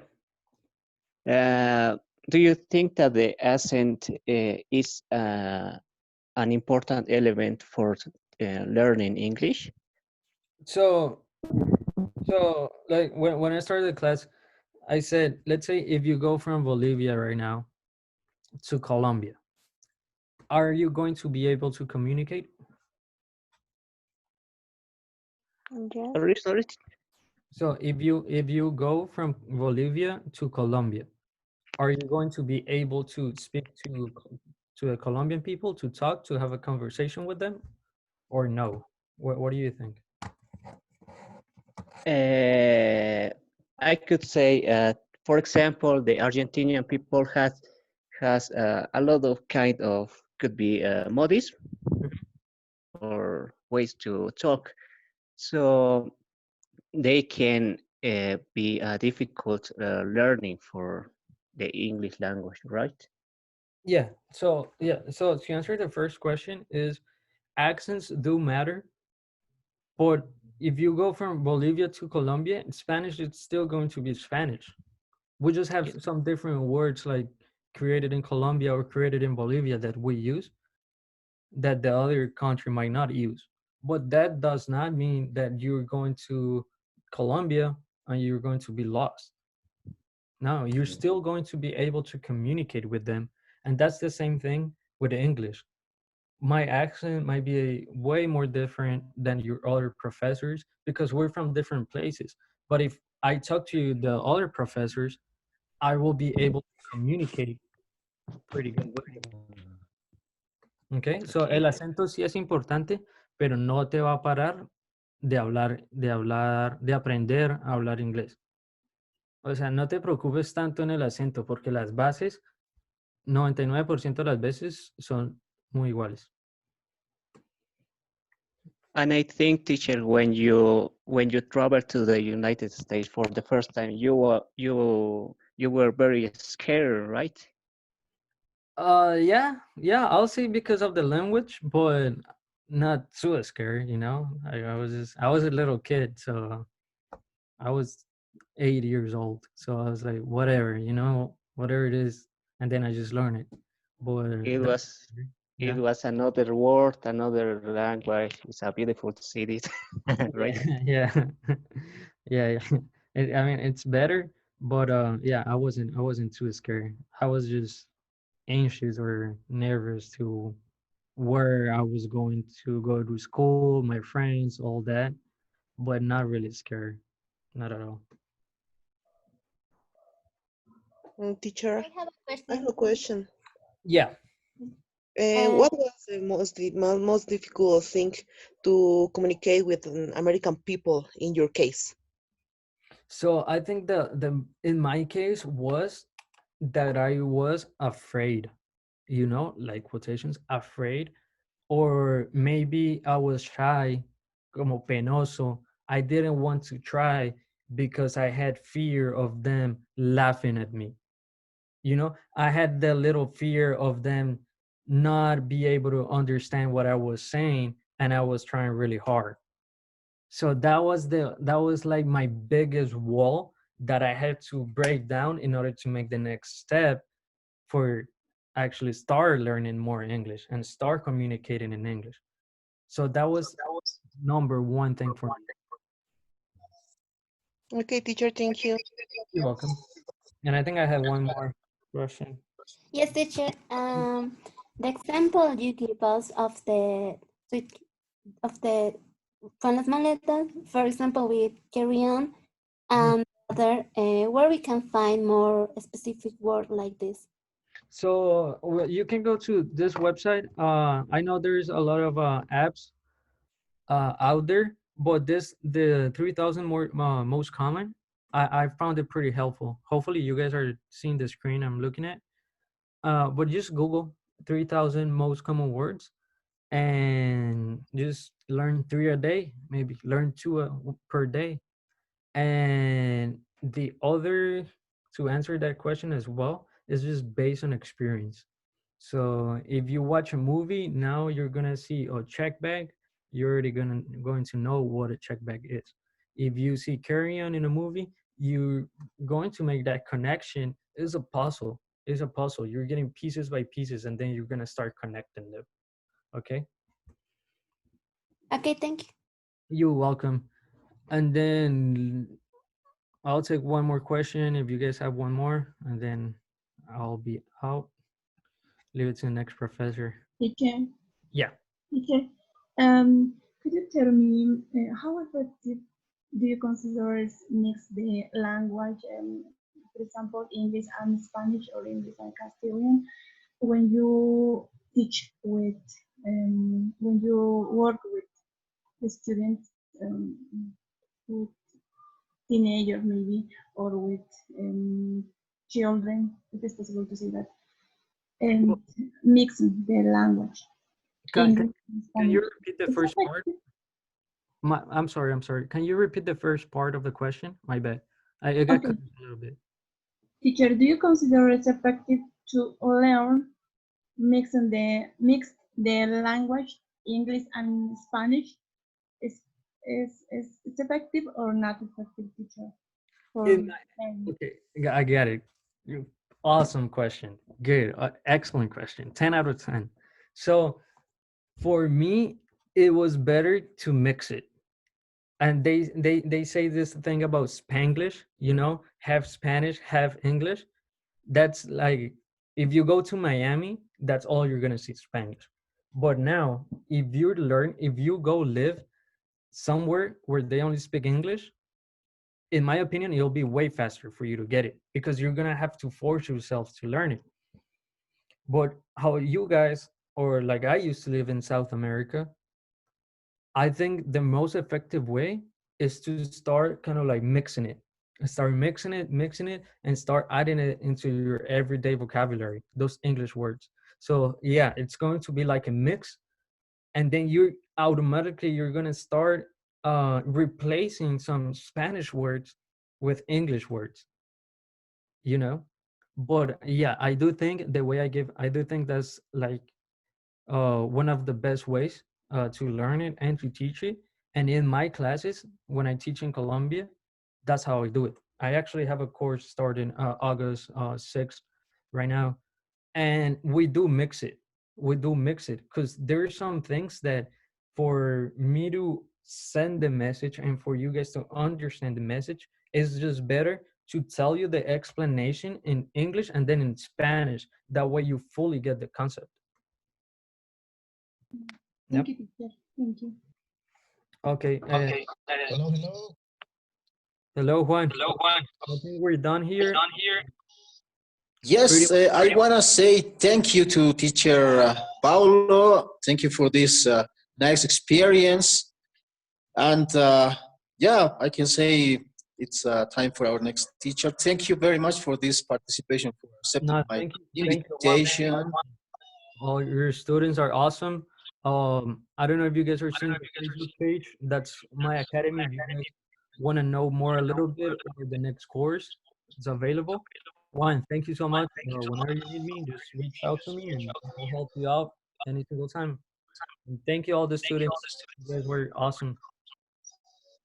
Thank you, teacher. Thank you, teacher. Thank you, Juan. Thank you, teacher.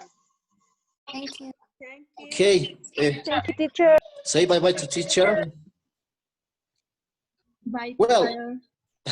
Bye, thank you, teacher. Teacher, thank you. Bye.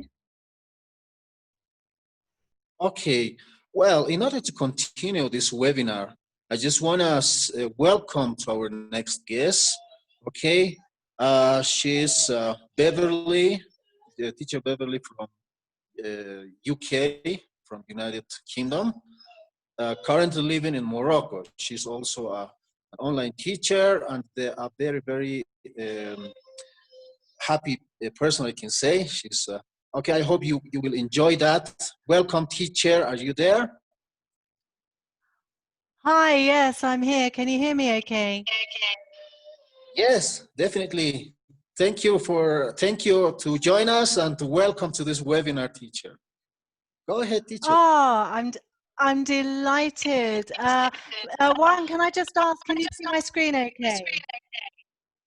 Yeah. Definitely, I'm gonna That's do great. it. Fantastic. Thank you very much. Okay, right. Well, hi, everyone. My name is Beverly. And as Juan said, I was born in the UK. So I'm a native English speaker. I currently live in Morocco. And I teach both children and adults online and in the classroom. Now, what I really would like all of you to feel in your last session today is that you can have a bit of fun when you're learning a language too. I think it's really important to enjoy yourself, relax, and learn. I heard Professor Paulo speaking earlier, and he said the hardest problem he had was feeling nervous to speak. You must speak. So I'm really going to encourage you to join in. I can't see you. So please just speak up, and I'd like you to have a little bit of fun with this and English expressions this afternoon. So what is an expression?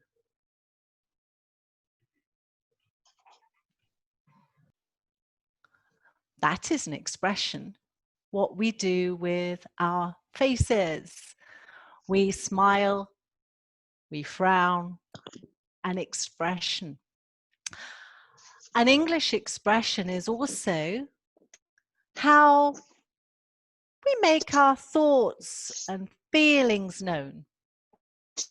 How we talk, how we write. It can be a word Please. Thank you. Stop. Cheers. It can be a phrase. So we're going to look at some expressions. I have some pictures, okay? And I would like you to look at the pictures and say some words that you think of when you see the pictures. Is that okay? Can you do that? Okay, let's see what happens. What do you see? Anybody going to shout out and tell me? What do you see? Run. Run, good one. Yeah, run. Could be with an exclamation mark there as well, couldn't it? Run, run. Oh, I've gone backwards. Run. Yeah, it could be run, run. So, yeah, anything else? What else do you see there? Anybody else? What do you see? Run or? Stolen. Good one. Stolen. Yeah, could be stolen. Anything else? What do people see? Hurry. Oh, that's a good one. Yeah. Hurry. Hurry, come on. Look. Hurry. Anything else? Teacher, maybe fear. Could be fear. Could be fear. He's running. Okay, great. Well done. Now, one picture. One picture. How many words? We're going to talk about that. Por favor, hijito. Abril. Abril, ven. Gorda, Abril. I can't speak Spanish, so right. Okay, so I speak Arabic and French, if anyone's got those. How many languages do you speak, teacher? I speak 3. 3. Yes. What is French? Yeah. I speak French and I speak Arabic. Could you tell us something in French? I will do. I will do as we go along. Okay. Okay, teacher. Oui, ça va? Okay, d'accord. Mais okay, so here we've got the phrase that I picked for here, an expression. You all will have heard of this, I'm sure.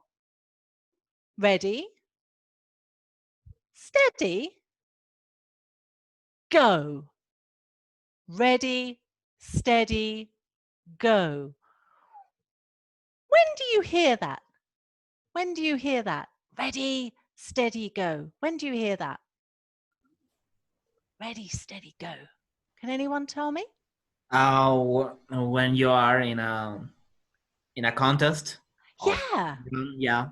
When you're Narrate. yeah, that's right. And now as well, because I'm going to say like ready, steady, go. Because this is what we're going to do, guys. We're going to have pictures, nice and fast, get some words. Let's learn some vocabulary with the pictures, okay? So ready, steady, go. What do you see? What do you see?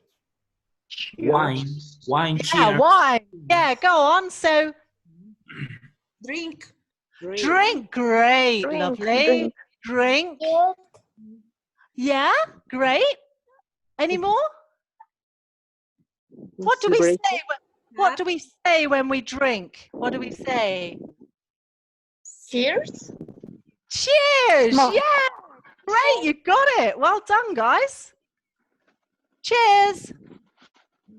Cheers. What do you say in Spanish? Salud.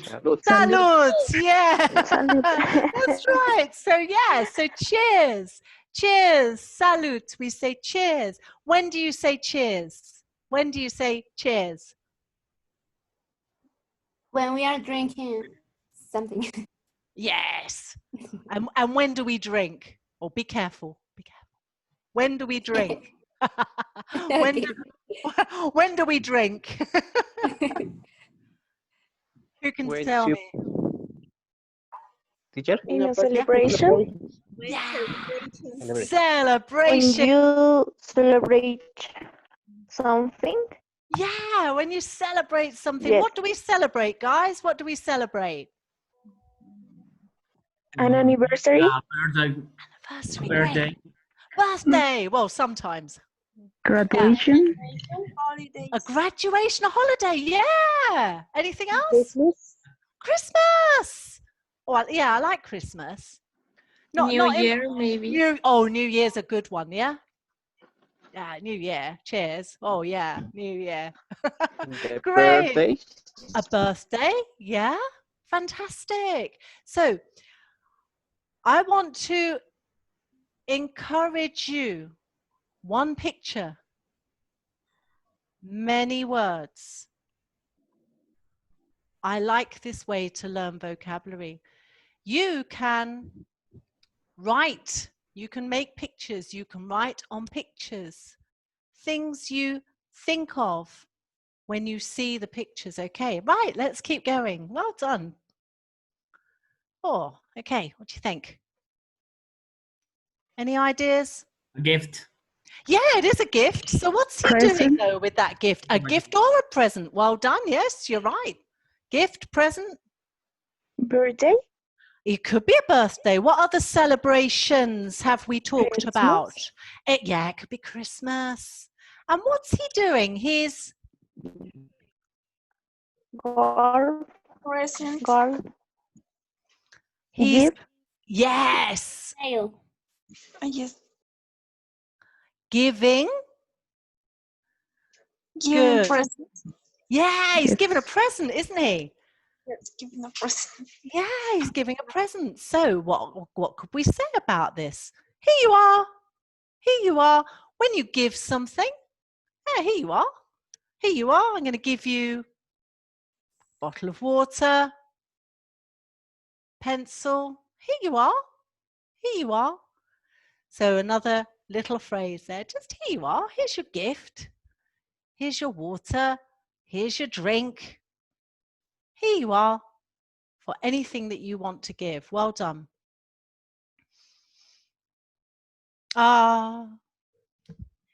Happy. Yeah, she is, isn't she? She looks very happy. Why? Why is she happy? Oh, she receives a gift. Yeah, she's received in the past, ED, received a gift. Yeah. What do you think's in the box, guys? What's in the box? A nickel. Maybe wedding ring. jewelry. Wedding ring. Great. Wedding ring, necklace. What else? A nickel. Repeat, A please. necklace.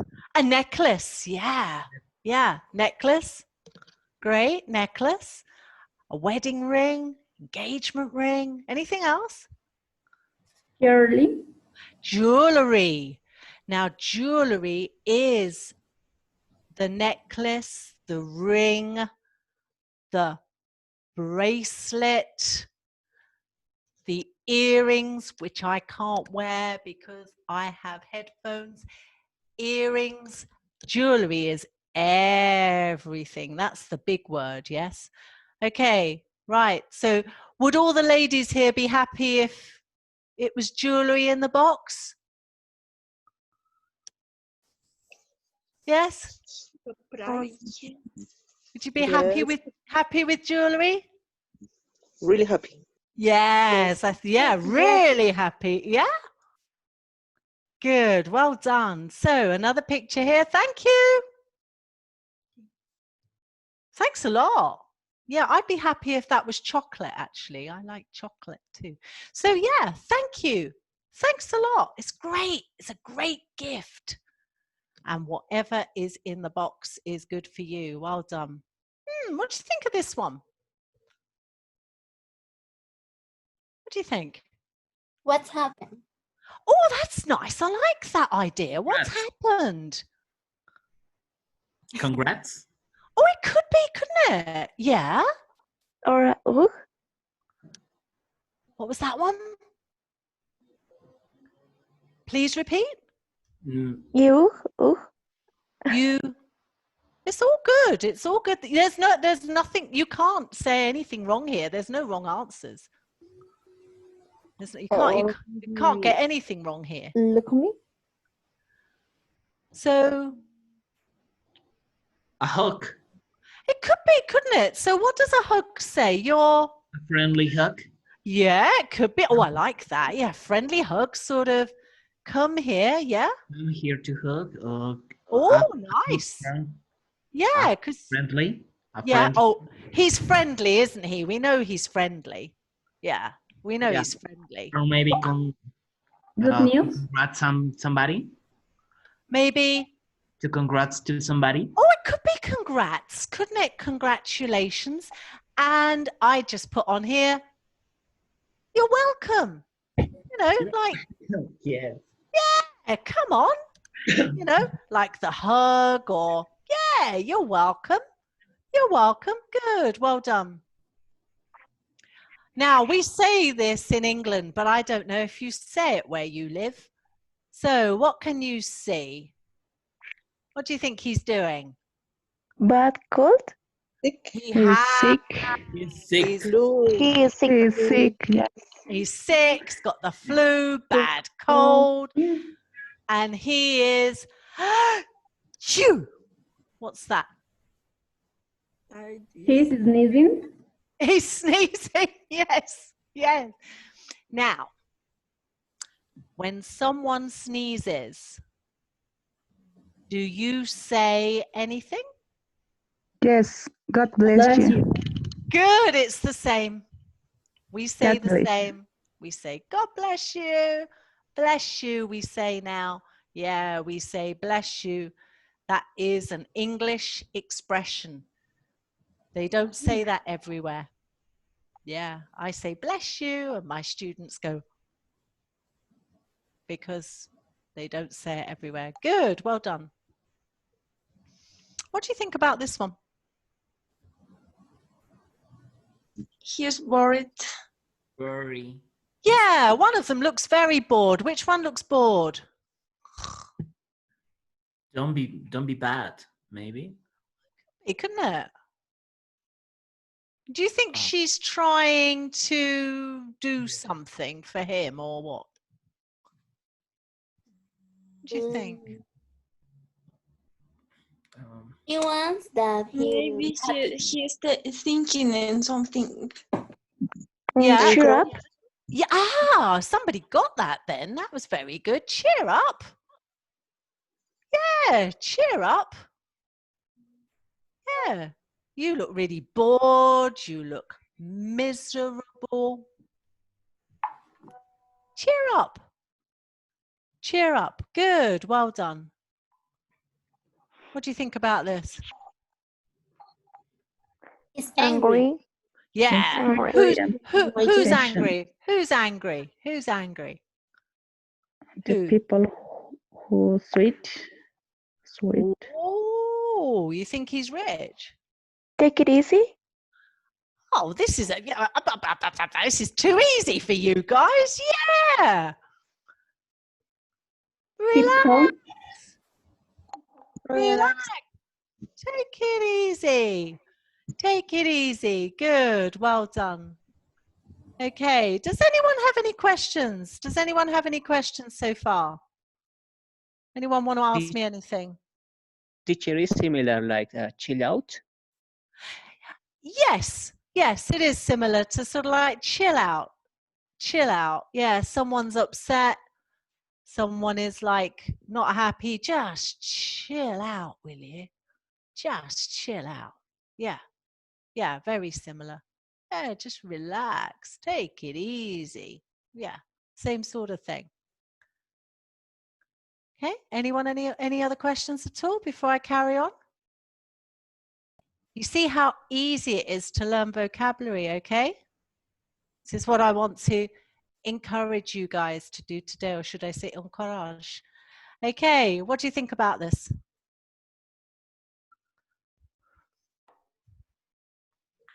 Yelling. Singing. Yeah, he's singing. Do you think he's singing well? Not very bad, maybe. Yeah. Yeah. It is Yeah. really. I don't think it's too good, do you?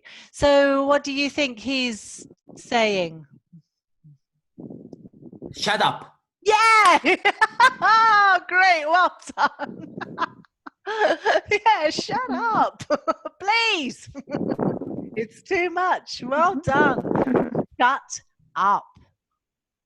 It means it's short for be it's not a nice way to say be quiet. Be quiet. Shut up. Okay. It's not a good, it's when you're angry. When you're angry, okay? It's like shut up. But it's be quiet. Be quiet. It's the nice way to say it. Good. Well done. I like this one. What can you see? What's he doing? He's iron.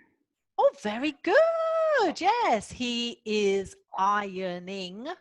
Okay, he's ironing. Yeah. And what's he done? He burned his hands. He has. He's burned his hands. So what could we say to him? Damn.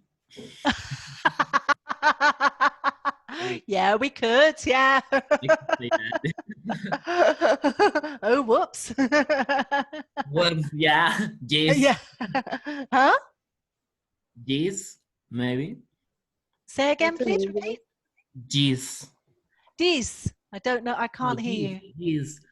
I think that in other country, I think that it's another expression to when you did a mistake.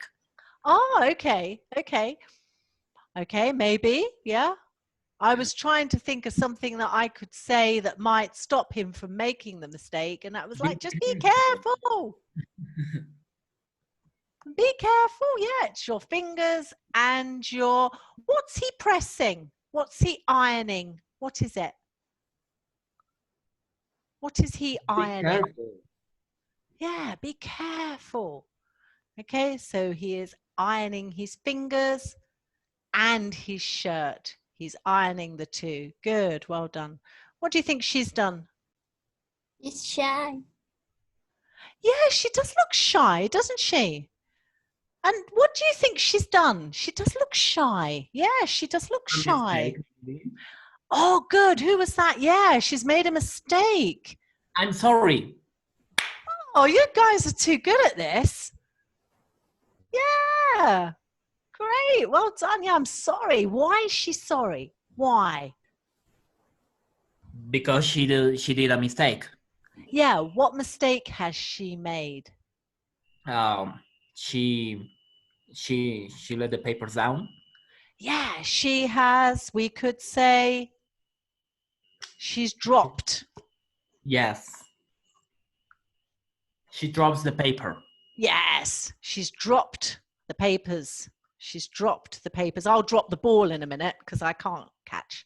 Okay, so yeah, she's dropped the papers. She's dropped the papers. This is quite a funny one. What do you think? He's running. Yes, who is running and why? The kid. I love all these ing endings to the verbs. This is great. He is running, yeah. Is pateening? Say, please repeat. I don't know how to say. That's okay. Just try any word. Get out, maybe. Get out. It could be like get out, couldn't it? What's he got on his feet? What's the guy got on his feet? Can you see? What's he doing? He's like, Sliding. yeah. Oh, love it. Yeah, he's sliding because he's on. What's he on? He's on. He's on a problem because he has got a problem. Yeah. Why? Show me. It could be show me. Help me. Help me. Good. I like that. I like that. He's behind the boy here. Say again. Stay away. Watch out. Watch out. Yeah. Love it. watch out, watch out. He's like, ugh. Yeah, and he's going to hit him. And these are called, we've got here some skates. He's ice skating. I think he's going to fall over. Yeah, he's going to fall over. Good. Oh, no. What can she see?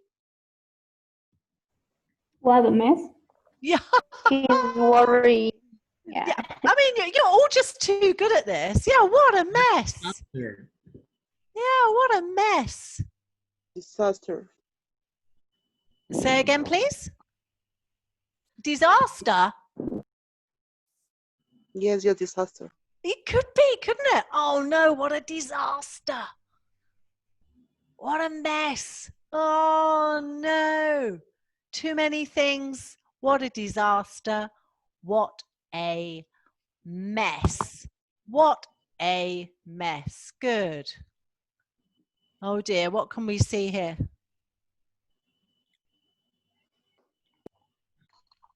What I could do? Oh, it could be like what I should do? What happened? What should I do? Oh, that's a good one. What should I do? What's happened? Yeah. What's wrong? Good. You're so close. Yeah. What's wrong? What's bad? What's the matter? What's the matter? Yes. I thought I might have a song here and make it What's Going On? So there we go. Don't fight. Yeah, don't fight. Yeah, don't fight. Don't do it. But she's thinking. She's thinking, what is going on? What is going on? Good. Well done. Okay, so I'm just trying to find out. There we go. What's he doing? Yeah, he's distressed, definitely. Yeah. He's got a lot of stress. Very busy. He is busy. He's busy. Is he happy? Keep calm. Keep calm. Oh, I like that. Very nice. Keep calm. Lovely. Where is his? Maybe he's angry. Yeah, he's angry.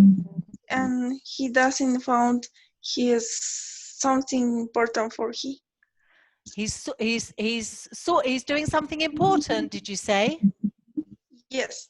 It is important what he's doing. Maybe. Do you think he's doing a good job? Do you think it's good, or he's like, is something wrong? Maybe something wrong. Yeah, he is. This is a funny one.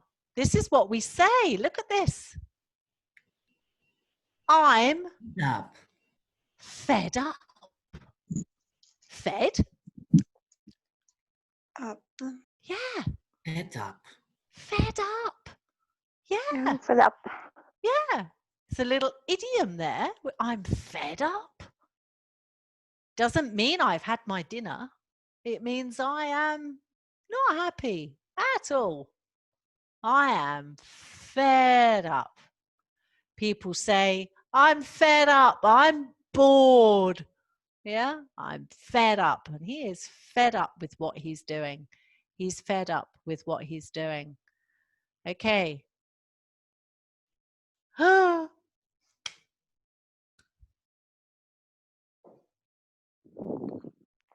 He's crying. He could be.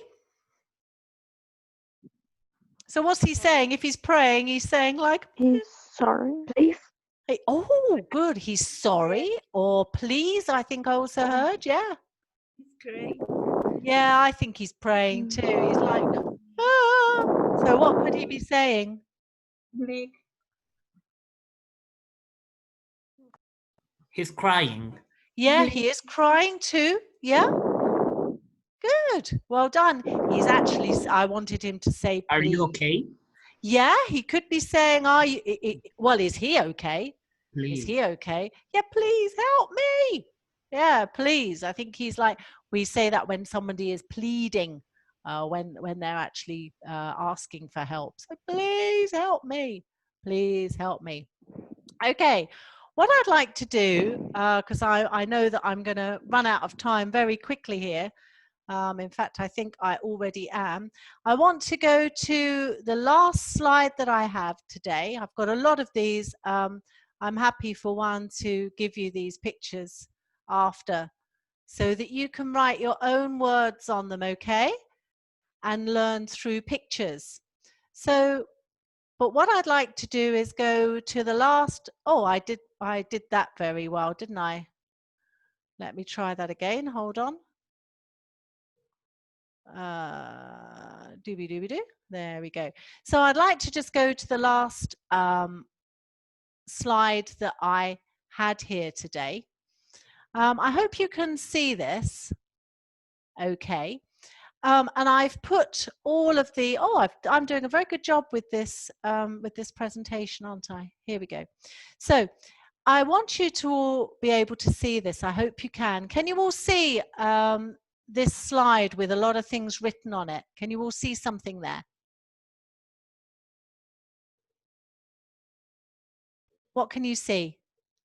Ready, steady, go. Oh, you can see that one, can? Oh, you can see a slide with writing, yes? Yeah. Okay, great.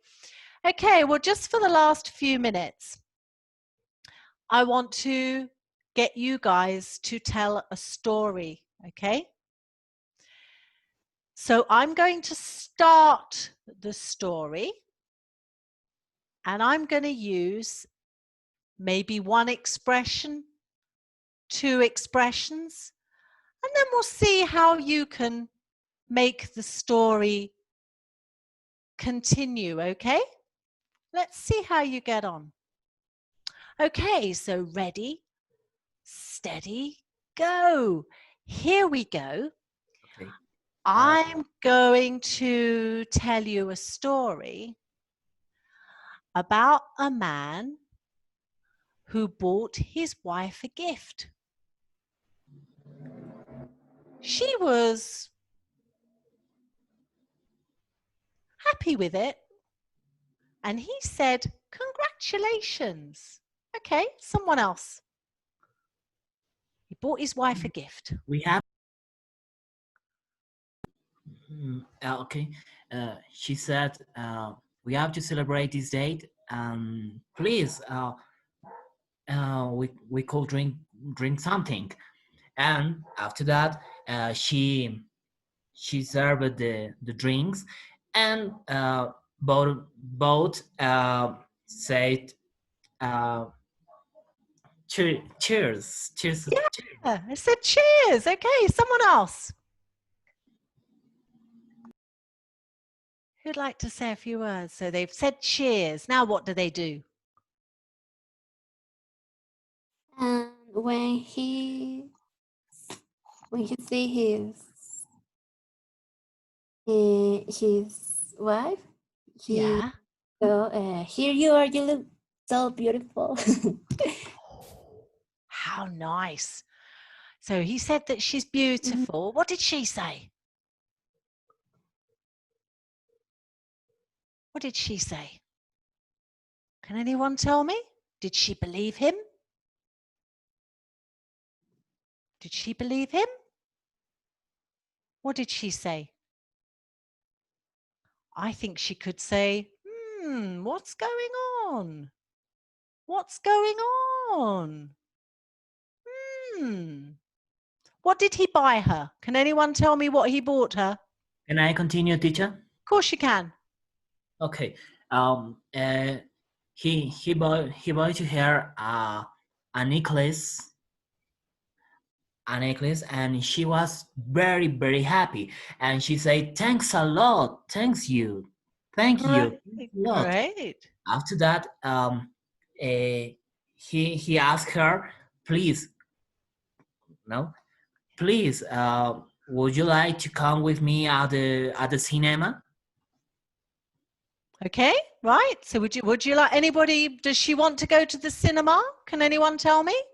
Yes, and she answered, hang on a minute, wait a minute, because I need to change my clothes to celebrate the gift that you gave me.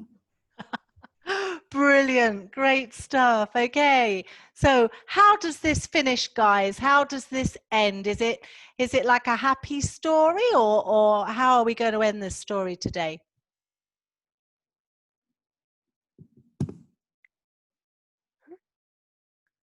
Sorry, teacher, could you repeat, please? Sure. Is it a happy story?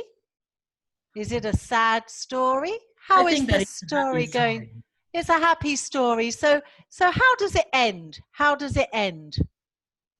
Well, she tell him, let's go to the cinema. And where is the cinema, first of all? And he said, for this way. After that, they go at the cinema, and they passed a good day together. After that, she tell him that she wants to be his girlfriend, and Great. Yeah. So does she say yes? Anybody else? Does she say yes? Teacher, can the story end in a sad Oh, go on then. Yeah, go on. Okay, how does it end? You tell me how the story ends. And then she wake up of that dream, and her mom say, hurry up, you have to go to the school. And this Great. Yeah. So her mum said, so she was dreaming. She was dreaming. Okay. Does anyone else have another ending for this story? Happy ending, a sad ending?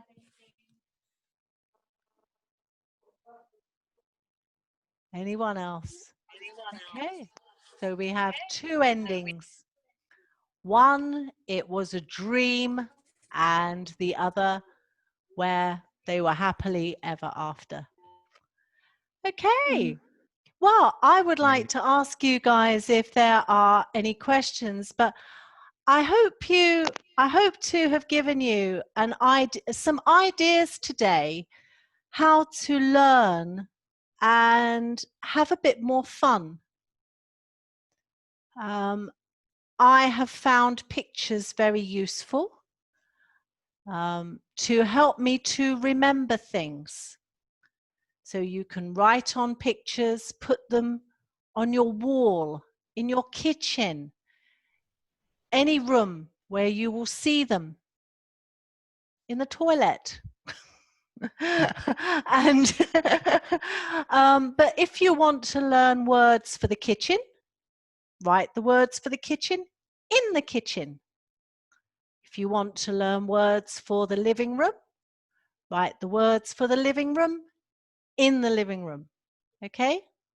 And then you see them all the time and you use them. A bit like the previous presenter was saying about your phone. These are then all the time you see them. Okay, so does anyone have any questions for me today? Teacher? Yes. And do you have another type that you could tell us about how to learn better the English? Do I have any more ideas about how to learn? Yeah? And yes, more ideas. Okay, yeah, cool, no problem. Yes, well, I think it's really important to know what your learning style is, okay? How you learn. Because we all learn in a different way.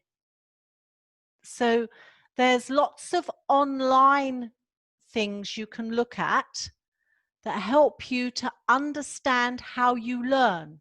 If you learn by doing something, listening, seeing pictures, studying, what's best for you. So that's really important, is to think about how you learn the best, what's given you the best results.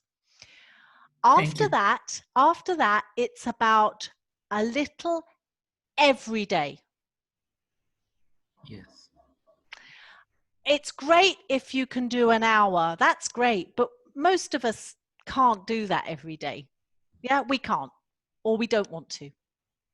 So 5 minutes every day, guys, is better than an hour once a week. Okay? If you can do 15 minutes a day, you'll get better. An hour once a week, whack, whack. It's not going to work. Okay? So whatever you do, do it every day. Yes. 15 minutes of it. Listening, watching TV, anything, but do it every day. Anybody got any more questions? Thank you, teacher. You're very welcome. Okay, teacher. With this expression, can we use for informal or formal? For what we've been doing today, can you give me an example? For example, shut up. Shut up is informal. Shut up is informal. You would say, could you please be quiet? Could you please be quiet? Shut up is informal. Yeah, shut up is informal. Most of these are normal everyday language, how we speak every day. How we speak to each other, how we speak to our friends. Hurry up. You know, it rings a bell. It's something I remember. But there are some we could use, like you're welcome. Here you are. They're fine. Yeah, shut up. No. That's not, that's a friend thing. Or if we're a bit angry, like the man in the picture, like shut up. Too much noise. Any more questions? Okay, teacher, thank you. You're Teacher, welcome. I have a question. Yeah, sure. Do you think that we have a good level, or maybe we have to improve our pronunciation, and how we have to improve that, or something? Right. Okay. It's very hard for me to hear any one person's level here today. Because of how I teach, I like just everyone to speak and enjoy themselves.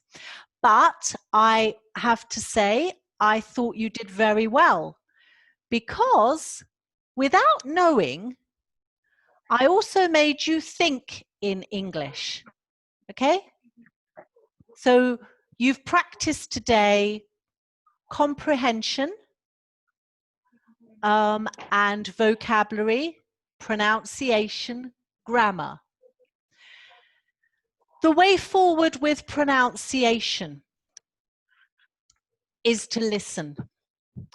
Record yourselves speaking, okay, so that you can hear what other people hear. I do it. It's horrible. But do it anyway. And you will hear your own mistakes. If it's a hard sound like TH is for some of you, the th, then get a native speaker to show you what their mouth shape is. Because think is the, and then it's in front of a mirror, okay? Th. I do that with Arabic a lot, okay? Thank you so much, teacher. You're welcome. Any other questions?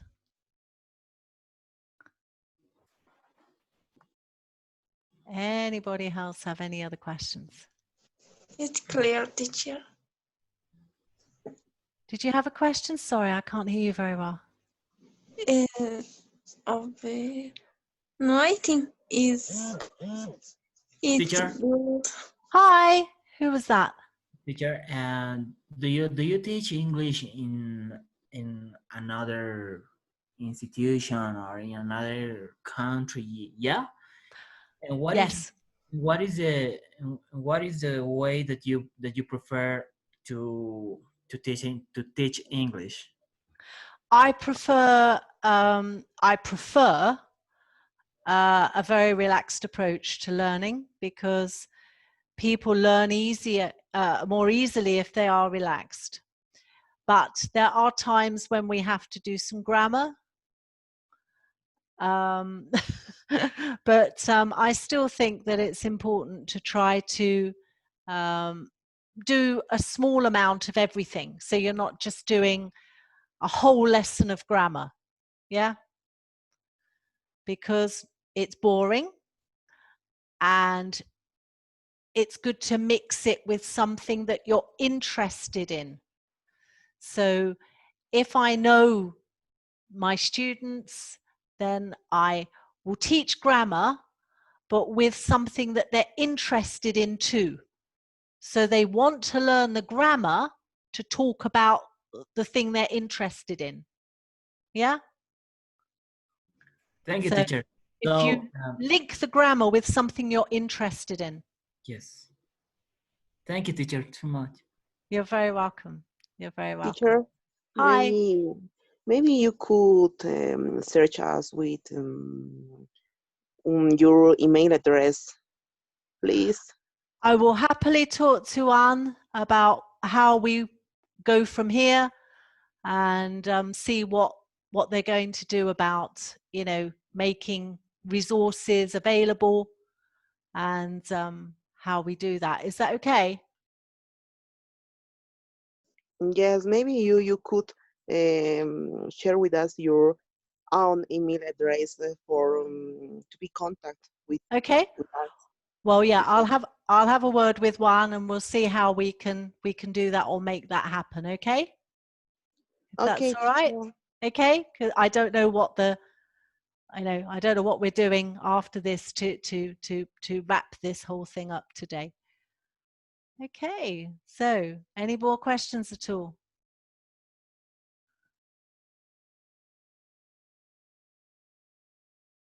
Okay, well, I would like to say that I think you're doing very well.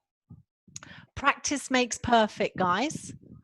And I think it's really important that, you know, you do something every day to keep your learning up to date, So, I think we might, no, was there another question there? Just seen something flash at the bottom of the screen. No, I think we're okay. Okay. Yeah, teacher, no more So questions. what are you finding are your major problems learning at the moment? What are your major problems with learning? Does anybody have any? Anybody have any specific Maybe in the problems? pronunciation and in the grammar. That's my principal problems. Okay, so pronunciation, your pronunciation is not bad at all. Yeah. Yeah, but remember that most people will still understand you even if you don't get the right verb tense, yeah? Yeah. So just keep speaking anyway. Okay, teacher. Don't let it put you off. Don't let it stop you from speaking. I remember when I was in a hotel not so long ago. Well, it was before all the problems, and a waiter came to the table, and he said, "I would like to make the table pretty." He meant, I would like to clean the table. I understood him. Yes. I actually thought it was really nice. I would like to make the table pretty. I knew what he meant. So never stop speaking because you are because you have any fear of what you say. Remember, you are trying to learn another language and someone should allow you to make some mistakes. Okay? Okay, teacher. Thank you. No problem. Any other questions at all? Anybody else having any problems I might be able to help with before Juan comes online?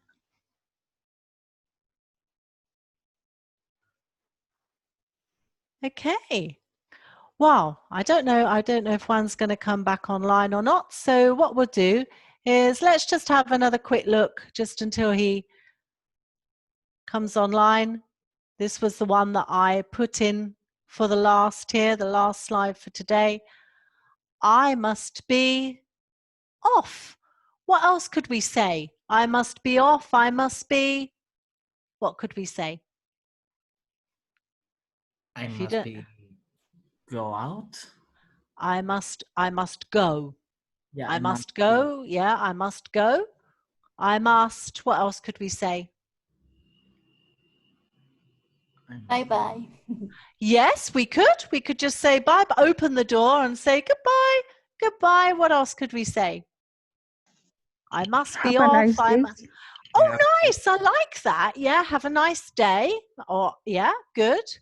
Anything else? How can we wrap this up? How can we say that we're going to leave? How can we finish?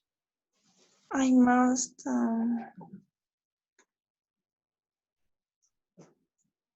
I must be. I must be an artist. It's okay. I must be. I must be an artist. It's okay. I must be. I'm not getting that last word. I'm sorry. I must be. It's for she said she have to say bye. Yes. So she's saying goodbye. I must be. Oh, I don't know. I must be No. leave. Yeah, no, you were doing very well. I just couldn't get the last word. We're using microphones and computers. It's never easy. You're doing all very well because this is like talking on the telephone, which is always harder. Yes, who was going to say something then? I must be. I must believe you. Okay. I must be leaving. I Leaving. must be leaving. Yeah, we could I say I must must be be leaving. leaving. Yeah, I must be leaving. Okay. Yeah. Is that what you were thinking? I must be leaving. Does anybody have any more?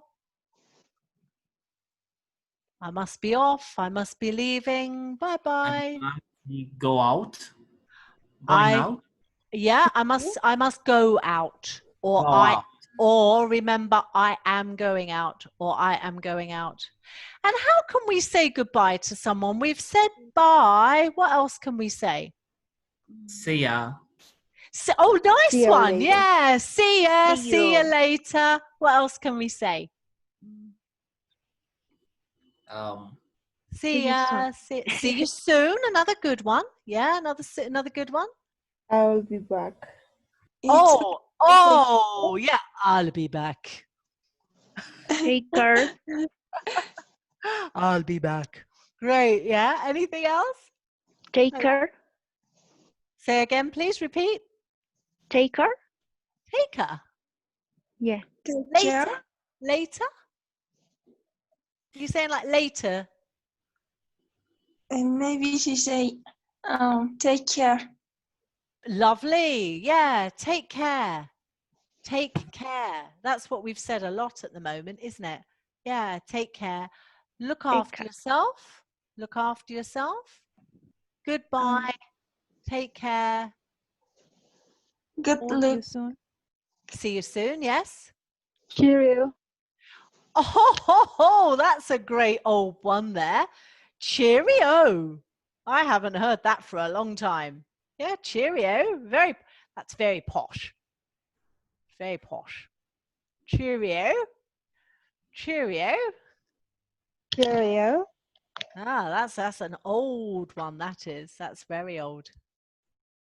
Cheerio. Cheerio. Cheerio. Yeah. Yeah, sometimes people also say cheers, bye, see you later, catch up, or catch up soon, that kind of thing. So all sorts of different ways to say goodbye. Goodbye. And I think I better say goodbye as well. I'm going to, I'll let Jan come back online and wrap up for today.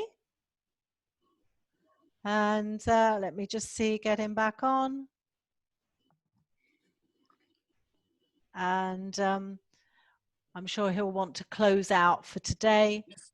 And just, are you online? Can you hear me? Yeah, I can hear you.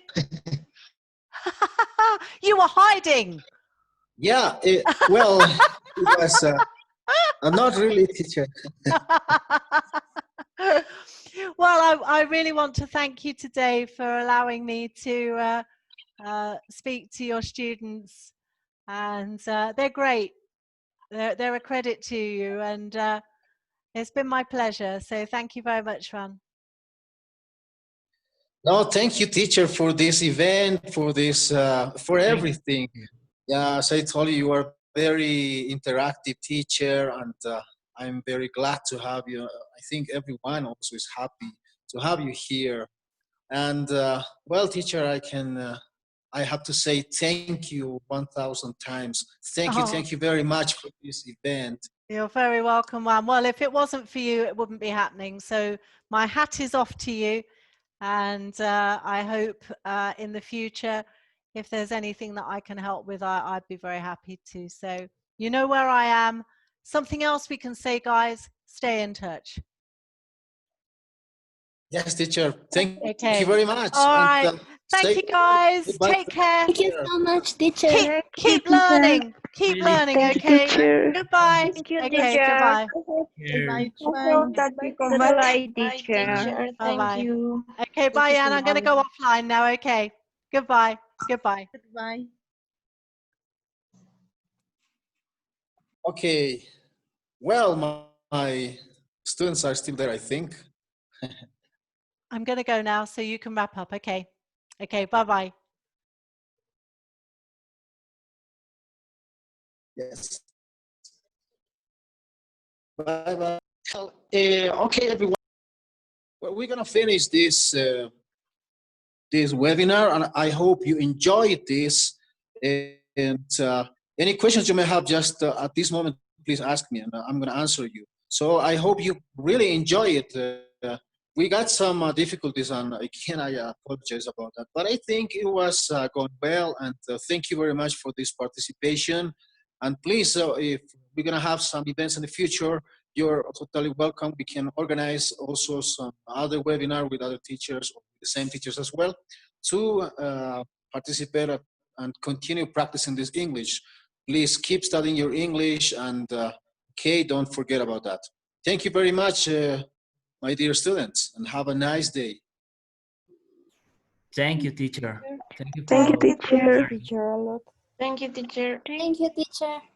You're welcome. Thank you so much. See you soon. See you soon. Maybe we're gonna get together very soon. I hope so, because this quarantine is so hard, you know. But I think in a couple of months, everything could be better, and to be back in the classes. Personally, I miss you too much to be in class teaching you. It's very nice, but so well. And I hope this was a nice chance to get together, at least online. Okay. So maybe somebody wants to say something before we leave. Yeah, teacher. Just just take care of yourself, teacher, and take care of yourself, classmates. And well, goodbye, everyone. Thank you, Fabricio, and thank you to everyone. See you soon. Thank you, teacher. Teacher. Thank you, teacher. Christine, thank you very much. You're welcome. You're welcome. I hope you enjoyed that. That's the idea, to interact, to talk. I hope you also learned something. I think even me, I don't use a lot that word, that farewells, right? You learned that word, I think, today. For many people, I think, was the first time that they hear that word. Yes, I really like to meet native teachers. Yeah, it was nice. Also, maybe you got a teacher who was from other country, from the first teacher, but also he speaks English very well, but the accent also was the idea, because I wanted you to interact with teachers from different nationalities, with different accents, and that's why also was the idea. I hope you enjoy it simply, just only that. Okay, then I'm gonna leave now, and bye-bye. Bye, teacher. Bye, teacher. See you. Bye. Bye, Bye-bye. See you soon. Bye bye. Thank you. Bye-bye. Bye, teacher.